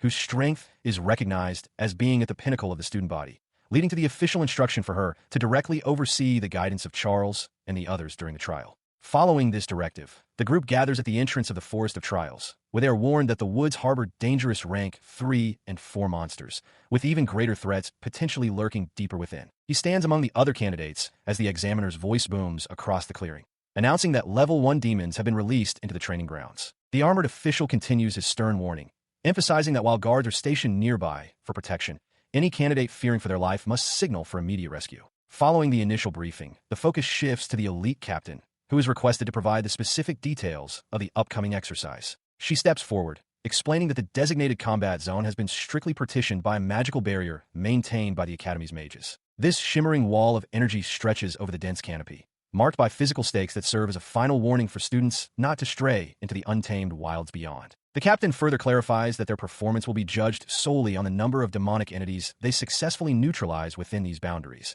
reminding everyone to remain vigilant. With a sharp command, she officially commences the trial, sending the candidates sprinting into the shadows of the forest. As the crowd disperses, Alan suddenly calls out to Charles, causing her to pause and look back with a questioning glance. He approaches her, admitting that his previous plan to go it alone was foolish and asking for a moment of her time. Looking her in the eye, the young man makes a sincere plea to reform their party, vowing to correct his past mistakes if she will only give him another chance. He calls out to Charles with desperate sincerity, vowing to cherish her and protect her even at the cost of his own life. However, his words seem to fall on deaf ears as she looks away, her expression hardening. To her, the idea of being a damsel in distress is exhausting.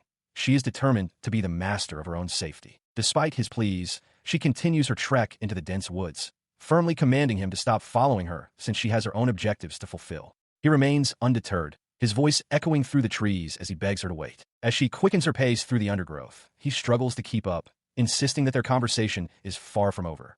Suddenly, something in the environment catches her attention, causing her to halt in surprise. Charles Orland suddenly appears, calling out to a woman she identifies as Miss Liba and questioning her presence. Beside Charles, Alan's eyes widen as he spots a distinct mark on Miss Liba's hand, realizing with alarm that it is the thrall's mark Silva had warned them about. She directly accuses Miss Liba, asking if she has been turned into a vampire thrall. Charles explains that Silva had told her it was possible a mole, turned into a thrall, would allow demons to attack them during their combat practicals. With a somber expression, Miss Liba remains silent as Charles connects the pieces, concluding aloud that she must have been the mole all along. As the realization dawns, the protective barrier around them begins to crack and shatter. Seeing dark energy emanating from Miss Liba, Alan desperately pleads with her to stop, threatening to strike her down if she continues.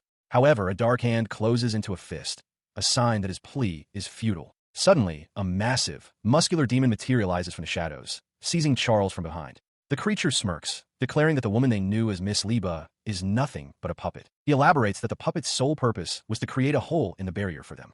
With her role fulfilled, he contemptuously tosses Charles aside like trash. Horrified, Alan can only cry out Miss Liba's name. Facing the new threat, Alan assumes it is a level 1 demon assigned for the practicals. He steels his resolve, thinking that if he can defeat the demon and protect Charles, he might still be able to save Miss Liba. With a roar, he channels his power, shouting, "You cursed demon, take this." Lightning slash. The electrical attack blasts forward but is effortlessly blocked by the demon. Alan grimaces, noting that while the slash should be powerful enough to take down a level 1 demon, it possesses less firepower than his soulbound technique. The demon looks down, utterly unimpressed.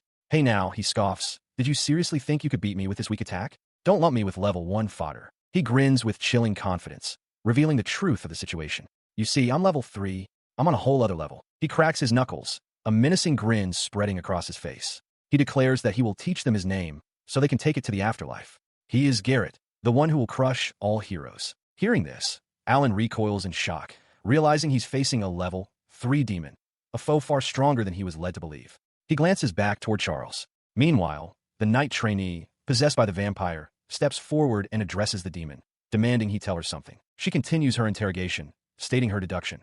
Since Garrett mentioned controlling Miss Liba, it must mean he is working with the vampire and following his orders. With her logic laid bare, she presses the point, demanding to know the vampire's current location. Her sudden questioning catches both Garrett and Alan by surprise. Garrett's expression darkens as he glares at the woman, demanding to know where she learned about vampires. She coolly replies that she is under no obligation to tell him. Her defiance seems to amuse and anger him. His fist begins to glow with an immense, crackling energy. From a distance, Alan observes the incredible display of magic power, while the thrall remains impassive. The demon roars that he has no clue how they learn about the plan, but he'll be damned if he lets it go off course. He declares his intention to kill them all right there. Beside Alan, Charles watches with concern. Shaking off a brief moment of fear, Alan's resolve hardens. He thinks to himself that it doesn't matter if the opponent is level 3, he will protect Charles. With a determined cry, he charges forward. His sword strikes Garrett's forearm, but clangs against it, as if hitting solid rock. Garrett smirks, remarking on the boy's guts. Alan stares in disbelief, realizing his opponent's arm is as tough as stone. Leaping back, Alan realizes he must find a weak spot. Garrett laughs, mocking the feeble attack as he lunges with a powerful punch. But as the blow closes in, Alan spots an opening and turns, shouting, "Got you!" He brought his blade down with a ferocious cry, aiming for the demon's neck. The sword struck true, slashing across Garrett's flesh. But the impact was a dull thud, not the clean cut he expected. Garrett turned, a mocking grin spreading across his face as he asked if Alan still failed to comprehend. The demon boasted that his mighty body, fortified with mana, possessed no weakness at all. The force of the rebound sent Alan's sword flying from his grasp, skittering uselessly across the dusty ground. Looming over his disarmed opponent, Garrett declared that the appetizer was finished. His attention then shifted. Licking his lips with predatory hunger, he announced it was time for the main dish, his gaze falling upon a young girl, Charles, standing some distance away. A soft glow began to emanate from Charles's body. She had known from the very beginning that this demon was miles stronger than Alan. In the distance, Garrett beckoned her forward, roaring that he would take her small, frail body and pummel it into minced meat. She stood her ground, unflinching, and dared him to try. With her hand outstretched, she began an incantation, calling for her master to appear. A glowing sigil blazed to life on the ground before her as she summoned the Fenrir wolf. This confrontation was a pivotal moment, recorded in the annals of history. The record states that the students were under attack by a level 3 threat. The text within the book describes the assault by monsters, noting that this particular battle would go down in history as the first ever battle of the hero Charles. With a determined expression, Charles Orland begins an incantation, her hand held in a specific gesture. She calls out for her master's servant, the Fenrir wolf, to appear before her. In an instant, the great Fenrir wolf, Ruru, materializes beside her in the clearing. Across the way, the muscular demon watches their arrival. He smirks, finding her aptitude for commanding spirits to be merely amusing. With a shout, he lunges forward, closing the distance in a blur of motion. His punch misses, cracking the earth where they once stood as he declares them too slow. Now mounted on Ruru's back, Charles looks back and retorts that his pathetically slow attack will never catch them. The demon scoffs, asking if she truly believes she can win by simply running away. Her expression hardens as she calls out her companion's name. With resolve, she states that she never said she was running. At her unspoken command, Ruru leaps toward the demon, who laughs boisterously, calling the attack far too weak. Charles watches, conceding to herself that Ruru alone will not be able to inflict any damage. The demon proves her right, swatting the wolf aside with a powerful blow. He boasts that a single mangy mutt has no chance of defeating him. As he gloats, a massive, clawed hand formed of pure shadow erupts from behind him, striking him squarely in the back. The demon cries out in pain and surprise. Her eyes narrow with focus. She had never claimed she could only command a single elemental spirit. She stood her ground, flanked by her two summons, the Fenrir wolf, Ruru, and a newly revealed dark, crow-like elemental. She had achieved a dual summon, presenting an imposing front, her gaze fixed on the demon, who clutched his wounded back. She reminded him of his boast about having no weakness, then revealed that her 8-span crow, which she calls Crowy, possessed a special ability to find one. As she spoke, she commanded Crowy to use its guiding fire to show her his weakness. A small, ethereal flame immediately ignited on the demon's chest, marking him. With the target marked, she confidently stated that he would be unable to evade her next strike. This, she explained, was Crowy's primary power, true aim. The demon grunted, still off balance from the initial attack. He scoffed, dismissing the attack as weak and boasting that such insignificant damage would never be enough to defeat him. Unfazed, Charles resolved to simply continue the assault until he was brought down. Enraged by what he called her stupid little tricks, the demon lunged forward, swinging his fists wildly. His blows passed through empty air as Charles deftly evaded him. He then gathered his strength, unleashing a drumming fist that slammed into the earth with explosive force. Charles cried out for Ruru as the resulting shockwave blasted them both backward. Sent flying by the blast, she noted the sheer power contained in the shockwave alone, knowing a direct hit would be catastrophic. She admitted to herself that while she would have liked to prolong the battle, she could not afford to do so. The demon, meanwhile, braced himself, his patience worn thin. He announced his intention to end the fight for real with his very next attack. Suddenly, the guiding flame on his chest flared and began to spread across his entire body. Startled, Charles realized its meaning. The demon was abandoning all defense, preparing to stake everything on his own offensive. She trembled, but her wolf companion, Ruru, stood steadfastly beside her, offering silent support. Steeling herself, she told Ruru they would not run from this strike, as she had promised to fight until the very end. Ruru nudged her reassuringly. Nearby, Silva voiced his concern, asking if she was certain, since the demon's attack seemed practical and direct. He admitted that while it was merely his conjecture, he had a duty to pursue the vampies, but also felt a strong desire to protect her. Charles, however, reassured him, stating that she would be fighting too and that he shouldn't worry. She looked back at him with resolve, adding that it wouldn't do for her to be protected all the time. A confident smile spread across her face as she declared her ambition. She would become a hero, and a hero's job is to fight demons. In response, Silva gave her a warm smile and a thumbs up. He wished her luck, stating with conviction that he absolutely believed she would make a great hero. His words clearly moved her. Bolstered by his belief, her expression hardened with focus. She realized that if the demon truly didn't intend to lower its guard, this would be her greatest chance. As the demon's massive fist plunged toward her, she shouted a command, directing her crow summon, Crowy, straight into the path of the attack. The demon let out a booming laugh, mocking her tactic as far too shallow. He roared that she was dead meat, his drumming fist just an instant from impact, as Charles's eyes widened in apparent surprise. But his fist stopped dead, hovering just before her face, halted by an unseen power. Looking up at the stunned demon, she calmly declared, "It's over for you." The unseen force holding the demon's fist was a power granted by another. As Finra had explained, his true aim ability could also bestow effects upon his companion's attacks, not just his own. The effect was devastating. The demon roared in agony as the invisible power crushed both of his eyes. With her opponent blinded, Charles calmly stated that he had no way to win and demanded he provide information about the vampires. He, however, had one last resort. Fumbling for a small vial, the demon muttered with disgust about having to rely on the power of vampires. With a defiant cry of "so be it," he swallowed the contents as Charles watched, questioning what it was. Instantly, a surge of power coursed through the demon's body. His mana flared to an incredible new level, and Charles could only watch in alarm as his strength increased exponentially. He sneered, surprised that the living blood of a human could grant him such power. With a single, explosive blow, he sent Charles hurtling backward, the impact kicking up a cloud of dust and debris. As the chaos of the renewed battle unfolded, Charles's summon, Crowy, flew to safety, carrying the unconscious Finra away from the danger. The commotion stirred another person nearby. Lying amidst the rubble, Rachel Forzert slowly opened her eyes, dazed and confused, questioning what on earth had just happened. Back in the heart of the fight, Charles was on the ground and at the demon's mercy. Looking up at her towering foe, she cried out for her summon. In an instant, Crowy was by her side, ready to defend her. The demon looked down on her with a mix of respect and malice. He acknowledged her as a formidable foe, admitting he would have lost without the power of the blood. But with that power now his, he raised a massive fist, roaring a vow that all heroes would be dead. His fist paused. Instead of terror, he saw a calm smile on Charles's face. He scoffed, asking if fear had driven her mad. She simply thanked him, explaining that because of this fight, she had learned that she, too, could grow even stronger. Her calm resolve unbroken, she declares that she will defeat him without fail this time, even if he resorts to another cheap trick. Before he can respond, the ground begins to rumble violently. The demon looks around in confusion, wondering at the source of the disturbance. In the distance, a massive barrier of light slams down from the sky, striking the forest with immense force. The demon stares in shock, recognizing the phenomenon as a barrier. From high above, a new voice addresses Charles as her apprentice, admiring this sturdy toy below. With a pained expression, Charles reluctantly agrees to let her new master have him. The newcomer, Lady Kagaya, smiles with predatory delight. Accepting the offer, she declares that she won't hold back and ponders aloud how she should toy with the